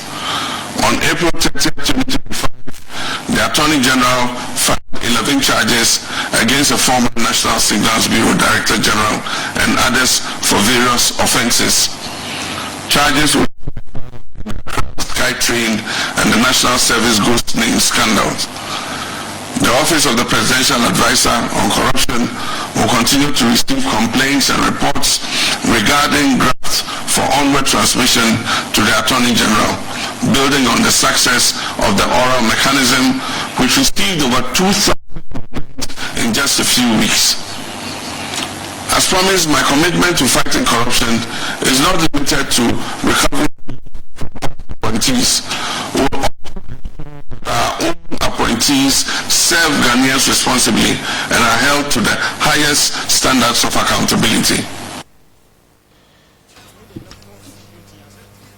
Well, as the voice of the President of the Republic of Ghana, John Dramani Mahama, yesterday he spoke with Ghanaians concerning his 120 days into office, and I'm sure we had a privilege of watching, listening. You at this morning, what's your assessment? But this morning, I've got at the studios of Ultimate 106.9, Mr. George Opoku Amponsa of the MPP and Joseph Apinting of the NDC. We are going to really discuss extensively what we see. So far, so good. What's our assessment? If we were given an opinion, vivid, accurate, as to the performance of His Excellency in this first 120 days, what would it be? And so, let me welcome them. First, let me go straight to George. George, good morning. Good morning, Ronald. How are you? By His grace, I'm good. Yeah, and so far so good in opposition. How are you feeling? Let me first of all say a very good morning to you and your cherished listeners and viewers across the globe. It's a privilege coming back into the studios of Ultimate 106.9 FM. It's been a while. The last time I was here, your late brother Julius Caesar. So on this note, I would want to say that may the good Lord have mercy on his soul for all of us. Today happens to be my 43rd birthday. Wow. And I'm grateful to God Almighty for the gift of life. And let me say good morning to all NPP sympathizers across the country. Yes, His Excellency the President spoke to Ghanaians last night. I had the privilege of watching him. And interestingly, his cognitive ability could make him recognize the ills of 2020, especially the issues relating to the 2020 elections and the violence. He spoke about the death of Ahmed Swale and a host of others, which has happened in the past. But he failed to account for the bad deeds which has happened over the last 120 days. So, in good time, we will delve into it and let the listeners know of what the president, could not speak to us about yesterday. Jojo, Bro, how are you doing? I'm good, senior. Yes, and this morning, your dress code is wonderful. In fact, yes, the different stripping colors and I don't know if it's as a result of the fact that the new position as we are waiting for. Hopefully, yes, as party in power. I think, thank you very much, and let me wish Senior a happy birthday. I think many healthy years of happiness and abundance. Amen. I mean, unfortunately, his party is in opposition, and then they will wait there for 2,000 years. So, it's better. I'll quit you more day. I don't see that people coming back. But in 2,000 years by now, I mean, probably maybe it would have been the 20th generation. Maybe our 1,000th journey will be easy. Maybe they'll give them the I think a party that you don't know who's leading, and then simple thank you to turns into an iron of 50 caps and believe in the news source. Let me also add my voice to what he said. I think Almighty God, may He has some sort of mercy on the soul of Senior Caesar. I think giving me the opportunity. I started somewhere 2022 with Archibald Jesse, with Felix Donko, and then the guy who comes here on Wednesdays, that's one guy. I'm here with all of them. I think Caesar was a great senior, and then so wherever that is, I pray Almighty God grants him Elysium. You see, Senior, whatever be it, H.E. Mahama is governing. And then there is one thing about him that I love. It's H.E. Mahama's honesty and transparency. In somewhere 2016, when he lost the elections, he said that posterity was going to vindicate him. And indeed, within 8 years of Mr. Akufo-Addo's governance, posterity did vindicate him. So he coming back, you will see that H.E. Mahama is very shrewd in everything that he does. Right now, he's very honest, he's transparent, and he wants to carry the Ghanaians along every step that he takes. So yesterday, every discerning mind who listened to him will know that H.E. Mahama touched almost every facet of the Ghanaian economy. H.E. Mahama touched on it. And then he was very honest. There is not one single statement that H.E. Mahama made yesterday that somebody can recant or refute with facts. Okay. So from your standpoint, let me start with you. From your standpoint, how would you assess the first 120 days? I will assess 95%. I will give him 95% for sure. And what are your justification points? First thing is, it's not easy for a government to be in power and for within 14 days constitute his cabinet. He said it and then he delivered. And then with the background of Mr. Akufo-Addo appointing 125 ministers, which Ghanaians advised him against that, yet he didn't listen. For Mr. Mahama promising us 60 ministers and even giving us 56 ministers, I think it's a bold step. And then all these signature projects and interventions that during the campaign he said that he was going to bring on board. The Jumara project, the National Friendship project, and almost all these projects. Just within this 120 days, he has been able to thoroughly at least promulgate them. What is left is really seeing how it will be implemented. Let's look at what he did somewhere last, I think on Monday. It takes only a bold president who will live by his words. And like what he said, his words are his bond. For somebody to give him vehicles that nobody knew, and he leading by example by donating those vehicles even to the state, it shows that the man is honest and wants to be transparent. And that's what I like about him. Right now, he wants to carry all Ghanaians who want to be carried along, because there are some that they are intransigent. No matter what you do, they are they wear the MPP political lenses that even when it's very glaring, they will claim that they are not seen. With those people, there's nothing that we can do about them. But every Ghanaian who wants to be part of this research agenda, H.E. Mahama is creating that congenial economic atmosphere so that wherever that you do and then wherever that you are, you benefit from the research. So I do believe that H.E. Mahama has done wonderfully well. Professor Ade, that we know, he's a strong MVP. But he said that every person who wants to be objective, who at least score H.E. Mahama an excellent performance, he's done very well for 120 days. If it follows this same trajectory, and if you are going to see this same of commitment and passion and dedication from H.E. Mahama and his appointees, I tell you that then this at least Ghanaians are going to give us massive votes wherever that they are elected. Because for sure, right now, almost everywhere that you go, just look at the inflation. Since January up to the inflation is reducing, keeps on reducing. The same thing with the exchange rate.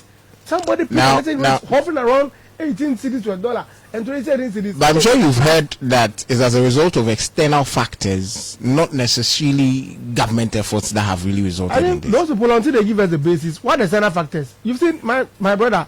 Let's give credit when credit is due. Let's give credit when credit is due. Because first thing is, we were in this country when COVID came. There were windfalls that this government benefited from. They never alluded to them. Almost every other day, COVID. We advise them, gentlemen, these are external factors that you are claiming to be the reason for the decline in this economic growth. Say something to Ghanaians. They said no. Ghanaians show them that please, we have a government. There is a president and his appointees who are managing the economy. So if the inflation is declining and the exchange rate is also decreasing, why then must somebody tell me which external factors? Please, we have competent men who are ever dedicated and are governing. So, my senior, just in the unlikely event that had the exchange rate increased and then had the inflation also increased, would they have alluded to external factors? No, they would have blamed H.E. Mahama and his appointees. So please, let's give credit where credit is due. I think H.E. Mahama and his appointees, so far so good. Every discerning Ghanaian knows that H.E. Mahama is doing very well. So we are carrying everybody along. Those who want to be carried along, we'll carry them along. Yesterday, I'm sure you listened to His Excellency the President, and he made mention of the fact that his word is his bond. Sure. And we all know the magnitude of what we mean by my word is my bond. I had a teacher back in school. My word is my bond. Immediately he says that it means that no matter what, he's going to cane you. And so whatever you've done, you should know that he's going to live up to it. And so would you say that that statement made by His Excellency were just rhetorics, or in fact it defines His Excellency the President, judging from the 120 days that we've witnessed so far? Right, thank you very much for the opportunity. Let me commend my brother for the display of eloquence as far as painting his party right in the midst of Ghanaians is concerned. You see, as a student of communication, yesterday I was very particular about the posture of His Excellency John Dramani Mahama. I was very particular about his body language especially. And every discerning Ghanaian, to borrow the words of my brother, every discerning Ghanaian who watched His Excellency the President yesterday could feel within his heart that this man was telling us something he himself did not even believe. He did not believe because if you look at, his body language, it tells you a man who is so tired. It tells you a man who is not even interested in his own words. And so I wasn't shocked when he said his word is his bond. I can't believe his word is his bond in the sense that this is a man who made so much noise about the issues of Galamsey in this country. This is a man who had lambasted the previous administration for so many things that happened under the administration. And he is supervising the worst versions of the things he accused the previous administration of. If you look at the issue of Galamsey in this country, every discerning Ghanaian could attest to the fact that it is now lucrative than it used to be. Our water bodies are being destroyed, our forests are being depleted, and this man is telling us his word is his bond. It's an irony. During his administration, the past 120 days, the people of this country has recorded the highest number of cocaine incidents happening within this short period. Cocaine here today, cocaine there tomorrow. I mean, where are we heading? Within the last 4 months, this is the account that discerning Ghanaians could attest to. Again, he is the commander-in-chief of the Ghana Armed Forces. And whatever the military does in this country, there is this vicarious liability placed upon him. Look at the brutalities that happened in Obuasi. 8 strong men were killed by the military. Recently, just about 2-3 weeks ago, a young man was shot in the head in the full glare of the public by military. And no comment whatsoever emanated from the president's address yesterday in respect of these 2 incidents. And you are telling me your word is your bond when you sworn to the people of Ghana that you were going to protect lives and properties. Over the last 4 months, we have seen terminations upon terminations of appointment and employment. People who were employed as far back as 2023, mid-2024, have been laid off. And it's a letter that came from the Office of the Chief of Staff. And they have executed the content of the letter so perfectly that majority of Ghanaians who had employment in the last 2 years of the administration of the erstwhile administration are now back home. And so if you tell me you are going to create a congenial atmosphere where the youth of this country were going to have the opportunity to work under your 24-hour economy, today we don't see anything whatsoever emanating from that manifesto promise. But what we are seeing is that Ghanaians are being laid off. In the last 120 days, discerning Ghanaians will acknowledge the fact that we have experienced doomso, but they are telling us that it is not doomso. So if you are able to recognize the fact that so many things happened in the past administration, especially the killings of the 2020 elections, the killing of Ahmed Swale and a host of others which took place in the Akufo-Addo administration, if you have set committees, if arrests are being made, if people are being pursued for committing such atrocities, and you are not able to acknowledge what happened within the last 120 days, I am sorry, I cannot believe that truly your word could be your bond. Well, Joe, I know you would have some rebuttals, but yesterday, I'm sure if you did the listening very well, His Excellency spoke about the fights against Galamsey.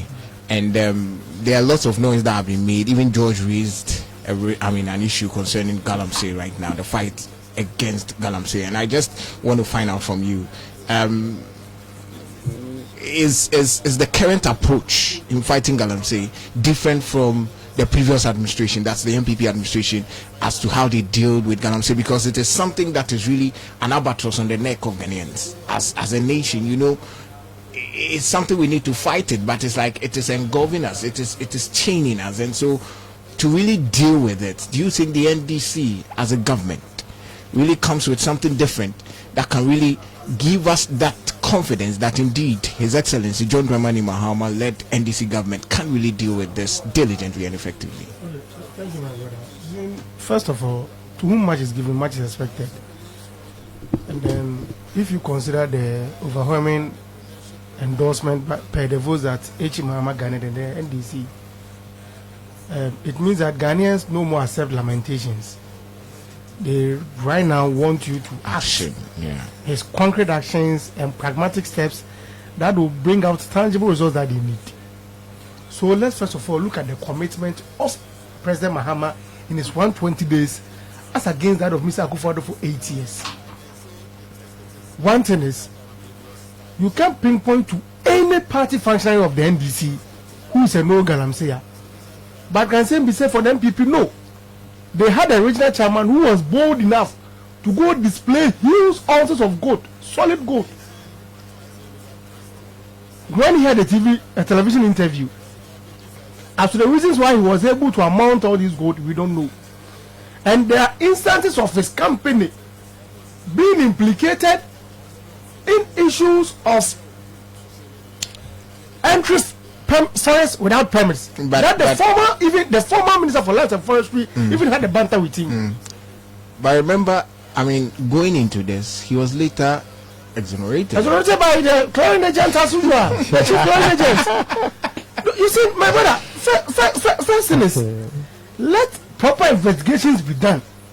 And let the investigation bodies exonerate the person. We have no problem. But it's a clearing agent that he knows very well that his company wasn't involved in anything illegitimate or illegal. What did come out of it? But I'm telling you, I think somewhere last 2 weeks, the Minister for Lands and Forestry held a presser accusing the same company of fronting for some people to indulge in illegal activities. Please, I believe you heard the presser. What did the minister say? The minister has sworn an oath to Ghanaians that he will take whatever bold steps to nip this in the bud. So please, all of us have to support the president and the minister, because those people cannot do it alone. It takes all of us to help him so that we can salvage our water bodies. But the fact is, Galamsey predates all of us here, and it could even predate the existence of H.E. Mahama. So it's not something that easily you can fight. But so it is not easy to fight. It's a fact. That is a fact. It's not something that easily you can fight, because something that brings food on the table, and even it's an avenue that, if you consider the returns per your investment, the returns is very high. So for you to tell somebody to stop it, it's not something that easily the person can. So you have to be bold enough in, first of all, implementing what you must do for them to stop, and then creating an alternative source of employment, because it's very important. Once you do this, you don't tell the person to leave the site. When the person leaves it, you go there. Because, I mean, first of all, this firefighting approach, I don't really go in for it. That you send military people there. They go, they confiscate their excavators, those other logistics and equipment that they can burn, they burn them. These people have the resources. They will go, come back, and still do it. So we said that then we have to go arresting their campaigns, their financiers. When you go there and arrest them, and then you trigger the law that is against financing of illegitimate acts, once you are able to cripple their financiers, the business will stop. But if firefighting approach of go there, confiscate the excavators, you send it to say whatever, it will not yield anything. But I believe that the president has shown commitment that he's doing his best to at least mitigate these levels of Galamsey, and then this forest that is being depleted. So please, all of us, we have to come on board and help H.E. Mahama. If it's as usual, the political play that H.E. Mahama cannot do, then this cannot do, please, it will not help. It's not going to help us anyway. So I would like that all of us must come on board. H.E. Mahama has shown the commitment. At least within a year, we can go back and check the turbidity levels of our water bodies. If they've improved or they've exacerbated or worsened, then we can say that the fight against Galamsey is not proper. At least within a year, these same journalists can move around the Galamsey areas.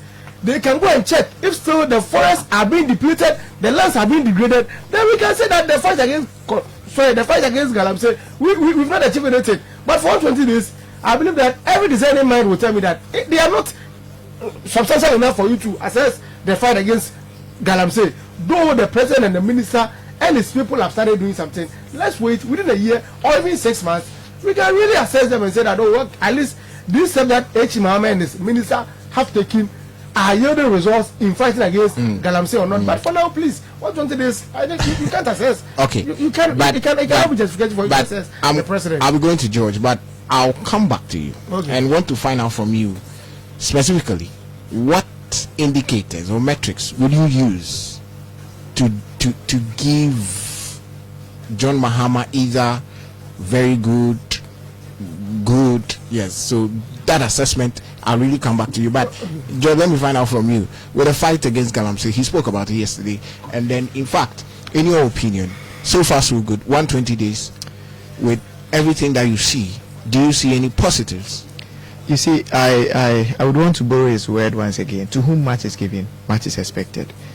President Mahama has a depth of experience that no politician in our contemporary political landscape could have that opportunity to possess such experience. Somebody who has been MP before, somebody who has been a deputy minister, a vice president, a president. In fact, he has been a former president before, and he is now back as president of the republic. So nobody can take that away from him. And you see, there is this adage that I have tried to create myself, that if the cognitive ability of a bird could make it recognize its nest in the midst of several trees in the forest, man has no excuse, if he fails to forget his roots. The point here is that when he was in office as president, between 2013 and 2017, there was this issue of a gift that he received from Burkinabe. You remember the Ford expedition issue? Yeah. So one would have thought that his administration this time would not even entertain such gestures from people. Yet, on the day of launch of his so-called, code of conduct for his appointees, that was the very day the minister in charge of government communication presented 2 luxurious vehicles as having been gifted to the president. And then he presented it to the chief of staff that people have, presented gift to the president, and he is also donating to the state pool. I felt so sorry. I felt so ashamed. But he has given it back to the state. Why did he receive them in the first place? Because are you telling me why did the donor not give the cars to him when he was in opposition? Probably maybe he feels that so can't we give gifts anymore? Like, let's say today is your birthday, and openly I gift you a car or probably something. Yes, because you are a known person and a friend. So probably maybe the person might have been a friend or anybody gifting a car. So the person became a friend. When the president became president. That's what you are telling your listeners this morning. No, I'm saying so my point is that you see, in politics, time is of essence. So you don't tell me that somebody is your friend. When he was campaigning, he needed vehicles to crisscross this country. You never gave him the vehicles. Yeah. You've waited till the time when the state is giving him all the vehicles he needs to enable him work and deliver on his mandate as president. And this is the time you are donating these luxurious vehicles to him. And because of his history with vehicles, that is where I am so angry this morning. Because the point is that the person or the company that donated the vehicle knew that he was in a position of influence. That is why I'm gifting him those vehicles. Why not present the cars to someone else by him? Is he not able to afford vehicle for himself? Look at the vehicle he's using when he came into office as president. A very luxurious one, very robust. I learned it's even bulletproof. So one would have wondered why, upon all these facilities at your disposal at the presidency, you have everything you need as a president, and somebody is presenting to you. And you see, my issue had to do with the fact that the identity of the donor is still not revealed. That is my issue. So let us know the identity of this donor. If you mean transparency, let us know the identity. Let us know what they do. If it's a company, let us know if they are operating in Ghana. If they are not operating in Ghana, let us know if they intend to operate in Ghana in future. So that we draw our inference and say, no, this was a genuine gift presented to somebody who has won an election to be president of his country. But if you present it as if nothing has happened, I have issues. Because you took a car from Kanazue, and it turns out that it was in return for a contract. Or perhaps he had taken the contract already and he came to thank you with a vehicle. You understand? So my issue is that if within 4 months the president has received 2 luxurious vehicles, what it means is that by the time he exhausts his 4 years, he might have received about 24 cars. And if people are presenting such vehicles to the president, they are not Father Christmas. So it is going to be a breeding ground for corruption, and that is where my issue starts from. Okay, with the indicators and metric measures, let me start with you. How are you going to measure His Excellency the President? I mean, judging from the fact that he spoke about the fact that there are some taxes that would be stripped off, and in fact the famous betting tax, the e-levy, and other significant taxes that we all know that have been stripped off. Not forgetting that the COVID tax is still there. Yes, the COVID tax is still there. And then even with the launching of Ijumawura, the National Apprenticeship Program and everything about it, what will be your measure of metric for His Excellency the President? I would want to apply common sense here. I'm not going to use any scientific method, but commonsensically, I live in a small community called Drabin, close to Ejusu. When you ask 2 or 3 people that what has been the energy situation in Drabin over the last 120 days, they will tell you the situation has worsened. When you ask the people of Drabin, what is the cost of living like in the area, they will tell you just last Tuesday, I mean, people had to buy, they could not even get foodstuffs to buy. You understand? And it is very expensive. How much is a price of a bag of cement? It has risen to about 130 or beyond 120 Ghana cedis, depending on the brand. So the standard of living of the people of this country has worsened. And so if you promise me a reset, and this is what you are giving me, then it means I have been scammed. So if you come to score yourself 100%, it behoves on the people of Ghana to do their own personal assessment and see if indeed you deserve the 100% mark you are giving yourself. I would want to be objective this morning. If you tell me, or if I tell your listeners that His Excellency the President has not been able to do a few things that is worthy of mention and worthy of acknowledgement, then it means I am not an honest person. There are a few things he has done which I am very happy about as a Ghanaian. The fact that he has been able to appoint less than 60 ministers when he promised he will give us 60 ministers, I think is something that we should all, encourage the President to continue. Again, the issue of no stress fee or something, where he had wanted to pay for the first year student, I would want to applaud him when I am told of the fact that he has been able to refund the monies to the parents who paid for their awards in the public universities for their first year, because it is something you promised. And so if you've made allocation, making allocation is one thing, and making sure it goes to wherever it is supposed to go is also another thing. So I am waiting on the President. I know 4 months is not enough for him to fight Galamsey, but you see the way he has started, the Blue Water Guard, and you see smacks of mischief, and something that we cannot rely on. Wow. Joe. Yes. George couldn't give specific assessment range. He really mentioned some salient things His Excellency have done. He admitted that, in fact, if he should sit here and tell us that he has done nothing, then he would be the biggest liar of all time. But he still feels that there's more. In fact, mentioning relevant issues like power situations that we are facing right now and everything about it. So what would be your, in just 2-3 minutes, just give your metric assessments, then we move to the next topic, talking about the appointment of district chief executives and municipal chief executives. Okay, I think, Senior, with the 2 minutes, I won't be able to assess, so just give me some, only 5 minutes I'll be done. You see, my senior said something that he wants to use common sense. But with all due respect,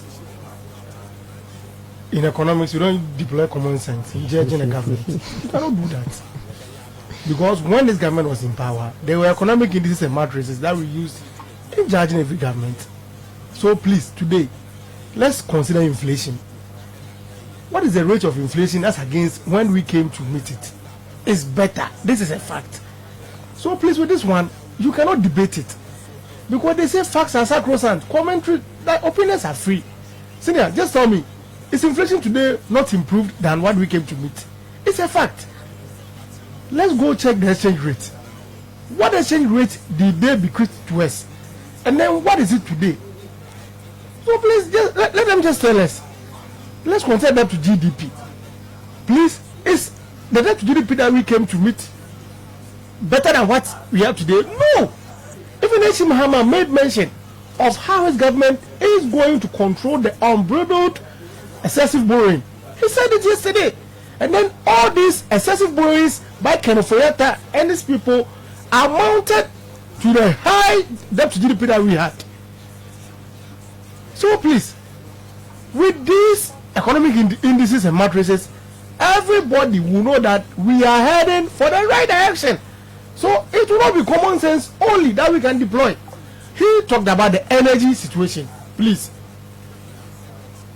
Ghanaians lived under Mr. Akufo-Addo, and there was a time when there was glaring doom, so that your energy minister and then running mate told us that if we wanted a load management schedule, we should do one for ourselves. Look at the height of arrogance and insults that your running mate gave us. Please, we are not saying that Ghanaians are not experiencing power fluctuations and then erratic supply of power. We are not saying that. But at least the energy minister has told you that they are doing their best to at least improve the generation capacity. Have you also forgotten the huge debt that you left at the energy ministry that this government has come to settle? Within this transition, do you know here that this government was to make arrangements for fuel that they failed to do, that they had to take H.C. Mahama to plead with some other president so as to intervene for them to give us the fuel that we needed to come and power the plants. So please, you cannot exonerate yourself of the blame because you deliberately left us huge debts at the energy sector that this government has come and then is doing their best to settle. How many times did the IPPs not threaten us that we are going to shut their plants, that we are going to cut power to the grid and then ECG? There were many instances. So please, when people are experiencing doom, so we don't ever wish that they experience it, but that is the situation at hand.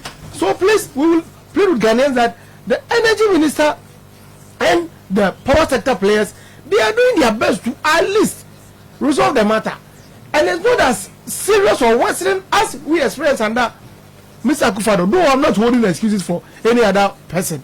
So please, nobody can tell me that today's Ghana that we live in, which is today being the 8th of May 2025, the Ghana that they are experiencing is worse than what we were in under Mr. Akufo-Addo. It can be. It's better. Everything is pointing to the right direction. So please, Ghanaians should exercise some restraint. H.C. Mahama is on course. He will do his best to at least alleviate all the challenges that are confronting them. But you didn't give the measure. You didn't score His Excellency. I wanted you to score. I mean, if I'm scoring him, I'll give him 95%. Okay. The president has scored 7%. 5%. All right. So it means I have the liberty to score him 65%. There are a lot of agitations that are coming up with the naming of district chief executive, municipal chief executive, especially here in the Ashanti region where we are. There are a lot of arguments and agitations from party supporters and concerned members that I will say are notably associated with the NDC. Because you would clearly see that most of them are like, yes, we don't know this gentleman, we don't know this, and so the complaints and agitations, we would really want to come and find out, do we really look out for competence or is it party loyalty? Because working as the head of these various assemblies, you are the representative of president, and in fact, when we talk about development, it starts with you. Yes, and so definitely, do we really look out for, is it competence you're looking out for, or is it party, just to satisfy party supporters, or probably party as we all know, or just by competence? But I would want us to go have a listen to some agitations made by some NDC supporters back at Asawasi, that's the constituency, and as a municipality is the Asokoi Mampo municipality, when His Excellency the President of Republic of Ghana, John Dramani Mahama, named their municipal chief executives.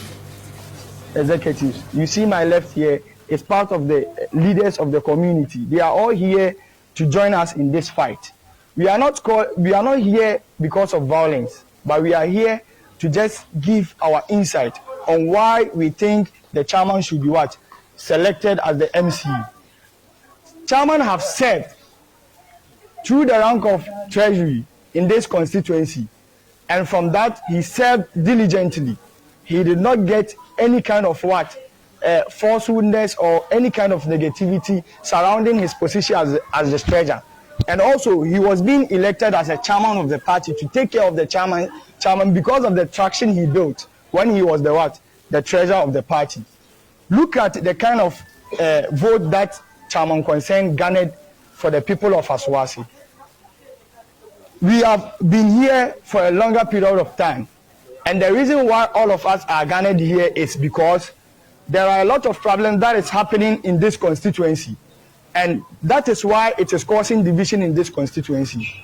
The law or constitution of the party has stated clearly that every individual is due for contest when it is time for contest. But we that are sitting here, because we did not campaign for the current MP, we have become his enemies. We all have our interest in the party. And we are sending this signal to you that following the party means we have interest. So if you have not joined the trail of MP and you think that we are not the party members, you did not echo this to us, but by selecting Ben Abdallah and avoiding our chairman, which is the chairman of the constituency, is telling us that we are nothing. If the chairman can be treated this way, what about us, we the grassroots? What about the grassroots? We can. Well, yes, back at the studios of Ultimate 106.9. The agitations are still on, the consents are still on, and the complaints.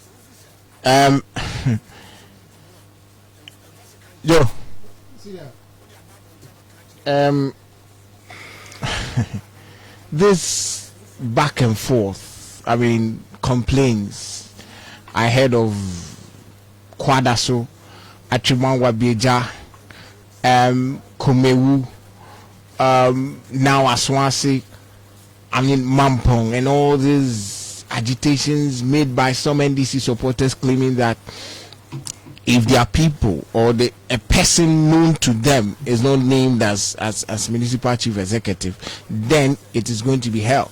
And even we've had witnesses where the assembly members have rejected His Excellency the President's nomination, and there are instances where there was one assembly that the woman had gone twice and still failed, and it's like it's becoming one thing that people go behind, pay assembly members to rather vote against the presidential nominations. That is what is turning out to be.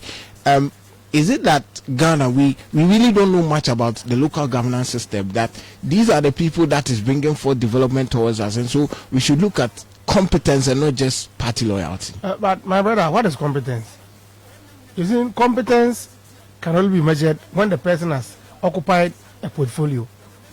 Until the person is given the position for him to occupy, you cannot measure the person's competence, because you may. But the credentials the person may come with also. You've seen my brother. You've seen a doctor of economics in Ghana here. That's why we told us he was a PhD in economics. What were the results? So please, you've seen me those things. I am not for those. The person might have a dossier of academic credentials. You give the position to the person, and the person will come and mess up. So first thing is, until you give the position to the person, you might not be able to really, the outputs of the person, the tangible outputs, will either commensurate with the competence that you thought the person had or not. But first thing, let us all agree that appointment of this MMDC is at the discretion of the president. It is prerogative to appoint whoever. You went for everything, no matter all these things, they are just cosmetic. Like what I will tell people. The bus stops with the president to choose who that he wants to be appointed to any municipal, metropolitan, or district. So please, I plead with our people, we should respect the decision of H. Mahama because he knows best. And whatever considerations that went into the appointment of all these people, nobody knows.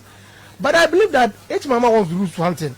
He wants to make the NDC more popular in this region. It's the reason why if you just look at the list, almost he appointed all the NDC parliamentary candidates, he appointed majority of them as the MMDCs for one reason. Because he knows that these people had their faces on the ballot paper during the elections. So once that they are appointed, one, they went around the constituencies, they went around the electoral areas, they campaigned, so the people know them. So at least when I give these people the nod, and if they come and by their good works, so it will make the NDC popular within those areas. So please, we will know the considerations and what went into before these people are appointed. I will prove those people, your agitations will not change anything. The only thing that can change is that if the person is unable to gather the 2/3 of the local assembly, I think confirming him that the president might change his mind. Even with that, he has the opportunity to go sure, good, twice, 3 times. For sure. Until we exhaust the threshold that the person might be changed. If not, these agitations, it will not yield anything. So please, I'll plead with them. The president and his people, they have the country to govern. All these things will draw us back. And in this case, if you're not careful, that is where the problem starts. The problems and the agitations and the internal fractions and those things, this is when they start. Next year, we are going for our internal party elections. If you're not careful, this is how the parties suffer in the general elections. So one thing, I don't like this man. And then a faction will come out. And this group will come out. Almost every day there will be this dissenting group. By the time that you realize, then the whole constituency and the whole electoral area, there are fractions within, and then there is no unity. But Joe, there's one municipality that the complaints are that they feel the person that has his name mentioned is not in line with them, as in he has no bond with them. His level of relationship in building that kind of telepathic relationship with them is not there. So as grassroots people, they wouldn't have the chance to really have the opportunity to really meet them or probably discuss issues with them, and they see him as very arrogant. I'm talking about the issue of a constituency, a municipality like Asukwa. That's the complaints that some NDC members.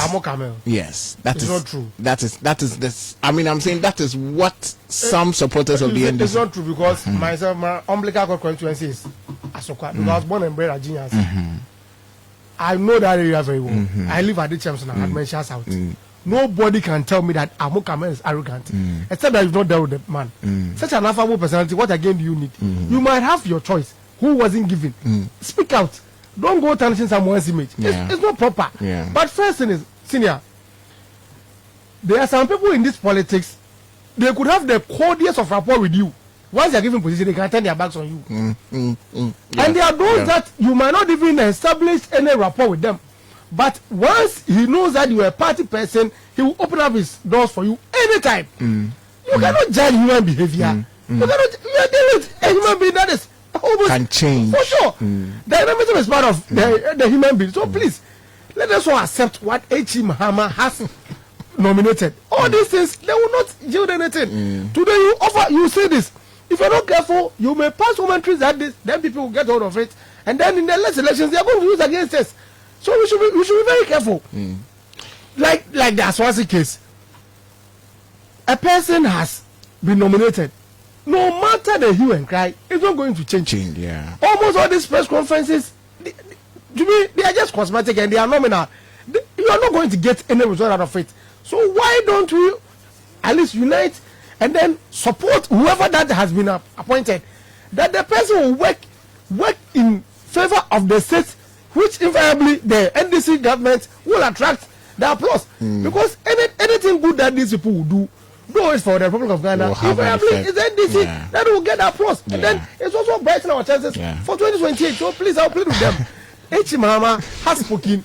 I will plead that they support these. You see, all this, they are. Please, we're wrapping up then. I'll move to George. Those are the girls, the fertile girls for any party fractions will start. It starts from there. When there's party disunity, this is where it starts from. Yeah. We don't like this, we don't like this. And then you will see factions being created. Yeah. And then there will be disunity, and then the party will be fractured. I beg them, please, whoever that has been appointed, let's go plead with the local assemblies for them to go confirm him. And let's wait. At least H. Mahama has said that any person who is given any position and the person displays levels of negligence or sharing of responsibilities, the person will be changed. Let's hope and pray that when they come and the person is not working, you are there. You can just petition formally for the person to remove. But for now, let's give every person the benefit of the doubt. Judge, it's like it's tending to become an idea that people that toiled during campaigns should be rewarded with MMDC positions. Or because listening to the cry of most of these agitations from most of these municipalities, that is the concern of most of these people. I mean, how do you think we can handle this situation? Ronald, I think two elements that blend so well when it comes to the appointment or nomination of MMDCs is competence and party loyalty. You cannot rule out these two.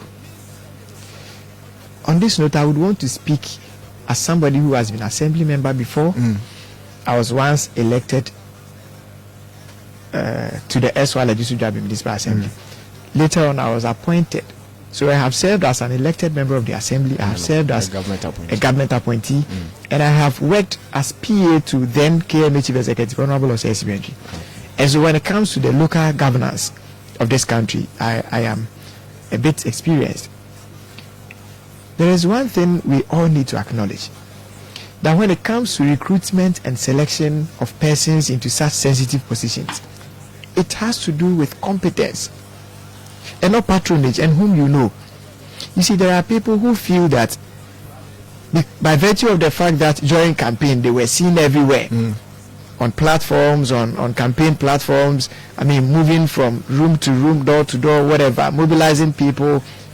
You see, that is your strength. It might not necessarily mean that when the president appoints you to be chief executive, you can be the best that he wants in the municipality. And so I would want to urge all these, people who are agitating to calm down in the interest of their own party. You see, the president, through these nominations, has shown one thing. He is entrenching the interest of the NDC, like my brother said.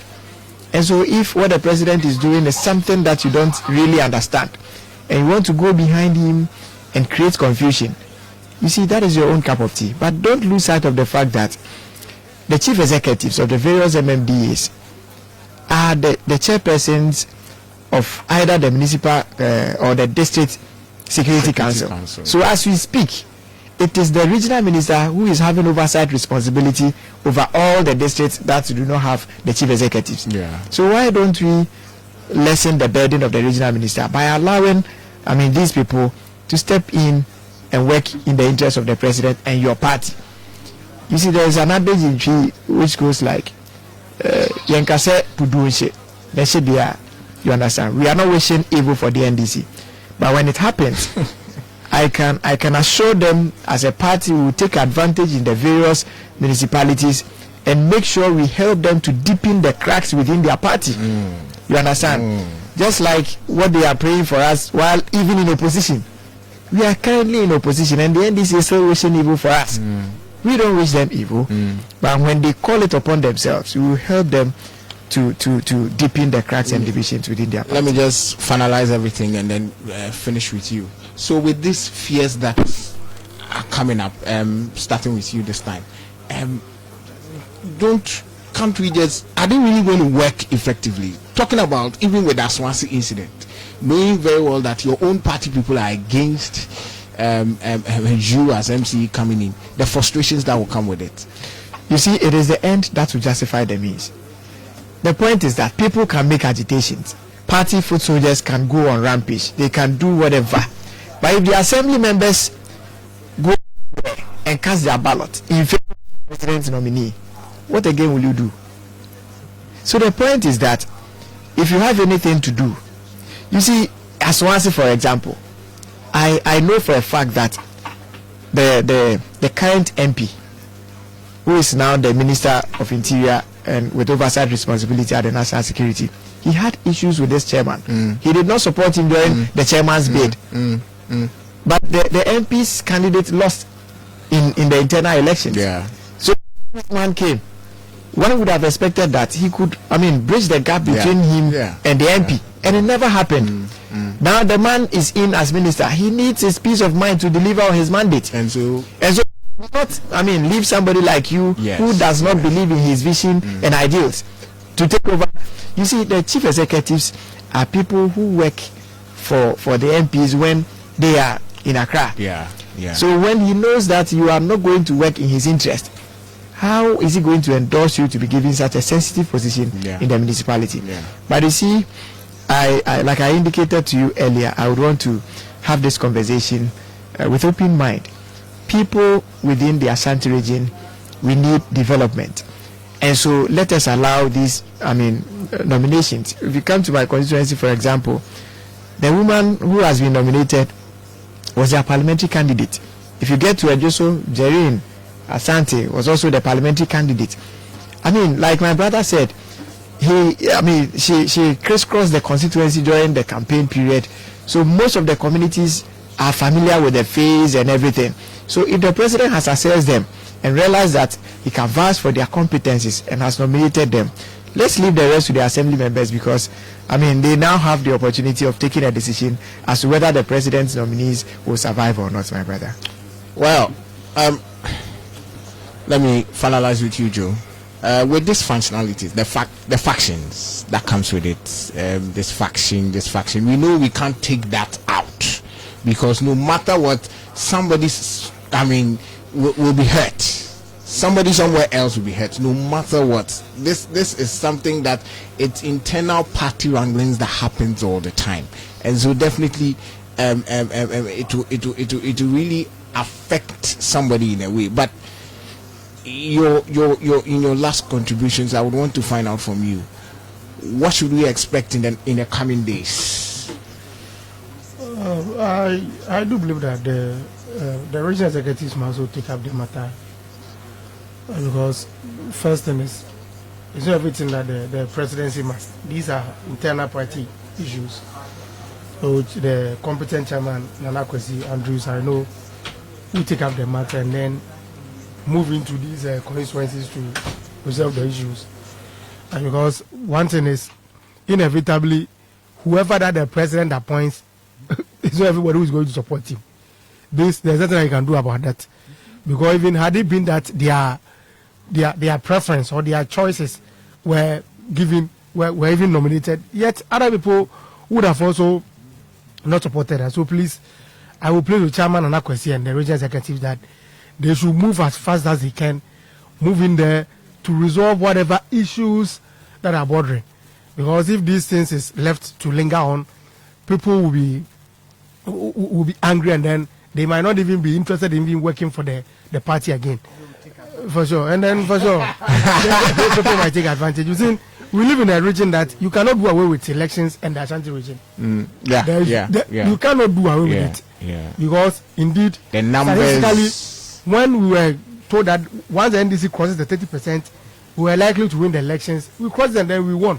The same thing if the MPP is able to at least amass 65% and over, they win the election. So please, you live in such a very sensitive region that you cannot do away with it when it comes to politics. So I'll plead with the regional executives. They should move in. These are our own people. Let's sit down with them and let them give them the reasons why, in the wisdom of H.E. Mahama and his foresight, he believes that at this material moment, these are the people that will help. So your people that you might also, which are they appointed, there are many positions and portfolios that their human capital could also be deployed to help the country and the party alike. So please, I'll plead with the regional executive. This is a matter that they have to handle, because this will not be left to degenerate. Because if they are unable to resolve this matter and then it degenerates into something chaotic, all of us will not like it. Already, we don't have a good name in this region. So the list of issues, people capitalize on it, and then in the morning you see this and these supporters have done this, and then please, it's not going to happen. So please, we should be very mindful. You should be very mindful, because just like if you are a child growing up and then your stepmom who maltreats you, you live with a stepmom who maltreats you. So every step that you take, you should be very, careful. So the NDC is living with their stepmother right now. For sure, in this region, you've seen. Oh, right, come in here. A lady called me. He said, "Oh, gentlemen, you've seen the way that these KMA, the city guards, the way that they are confiscating our times and then maltreating us physically and then verbally abusing us. We don't like it. All of us voted for it." And I said, "Okay, auntie, but right now the situation is." The place that you people are also selling to, you are inconveniencing road users and then people here. So please, at least you also move it to an arena that won't also inconvenience the person who the road user. Pedestrian. For sure. And then I think he said, then I said, "Oh please, we are sorry. At least when we get opportunity, we will talk to them so as when they come, their physical and verbal abuses will not happen again." So you've seen, I beg with them. Well, it's not every person's choice that will be. So whoever that has been appointed, let them, let's hope and pray that a year. I don't have any problem. If the person starts and the person shows high levels of inefficiency and negligence, for sure I believe that H. Mahama is going to revoke the person's appointment. But for now, let's support them for the assemblies to at least confirm them for them to start working. Because the research agenda is on. And then all of us must 2028 is still on, yes, but well, we have a long way to go from now to 2028. A lot of things can happen, and so definitely, let's all keep our fingers crossed. Just as George said, we don't wish anybody bad luck, but we hope that whether the NDC NPP comes, they perform very well, because as a country, it is just for all of us. Nationalism should be there. Patriotism should be our number one priority, and not just partisan politics. And so nationalism, patriotism is what we should fight for. Thank you for coming this morning, George Opoku from the MPP and Joseph Painting of the NDC. I think this morning's program has been very peaceful, and I think it's been very peaceful and tranquil, and I want to thank you and then welcome you. All right. I've been listening to the program, my first time meeting you. I think all right. All of us, myself, EIB and Ultimate and the other channels also have the needed mileage that deserves. So thank you very much. And to myself, and happy birthday to him again. All right, a very big happy birthday to George. Let me associate myself with that of all right. Okay. First time meeting you, but I'm very confident it's not going to be the last time. All right. Yeah, so that's it for us. Before we go, we have some birthday wishes. Yeah.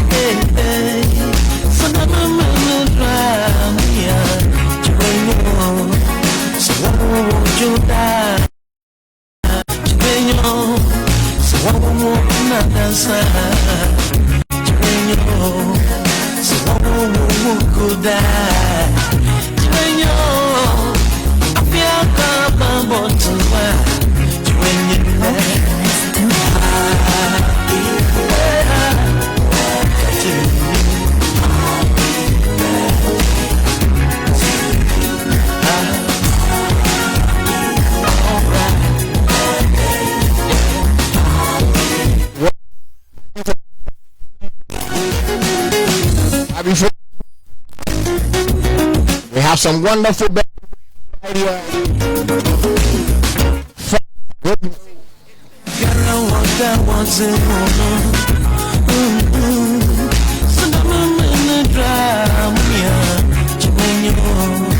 every Inspector FEA of KNUST Police Station.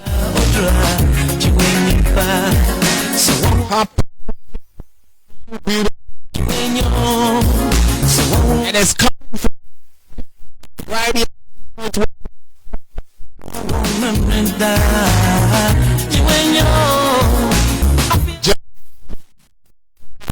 Catch it.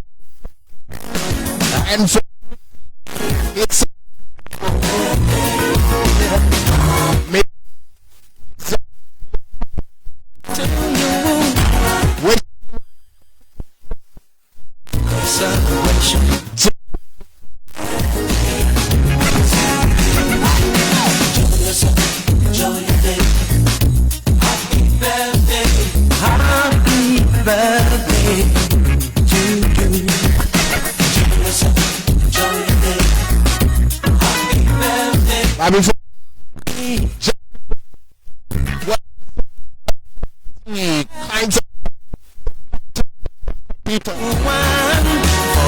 that's not CCTV camera. Jeffrey Press Computers, yes, come. We are ready to give you that wonderful flat screen television of all sizes, 40 inches, 50 inches.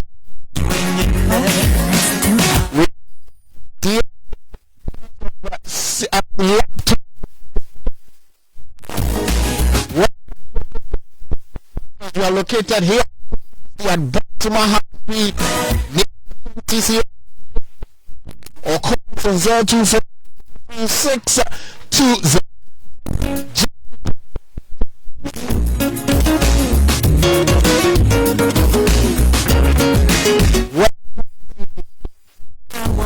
Tabia.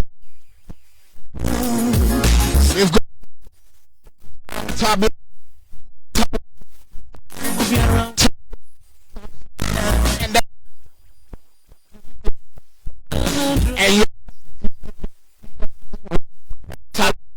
And you do, you must do what you must do. As a would say,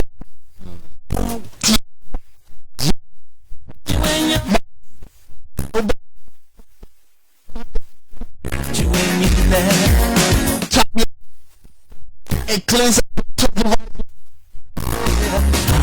and so Tabia for farmer and her or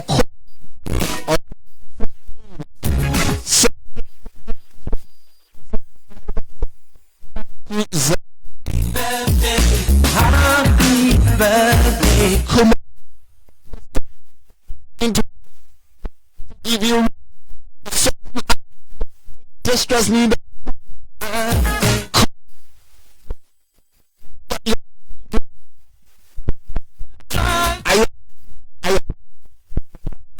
come as good government sell up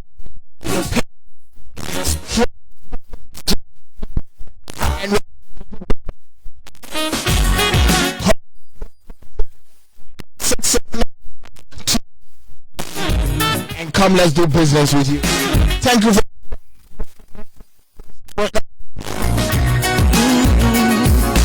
my name.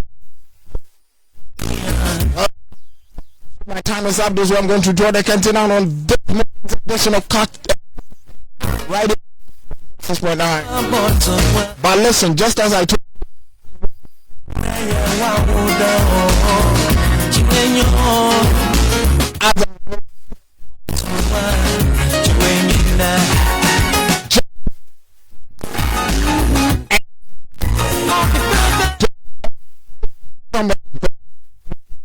do and right but and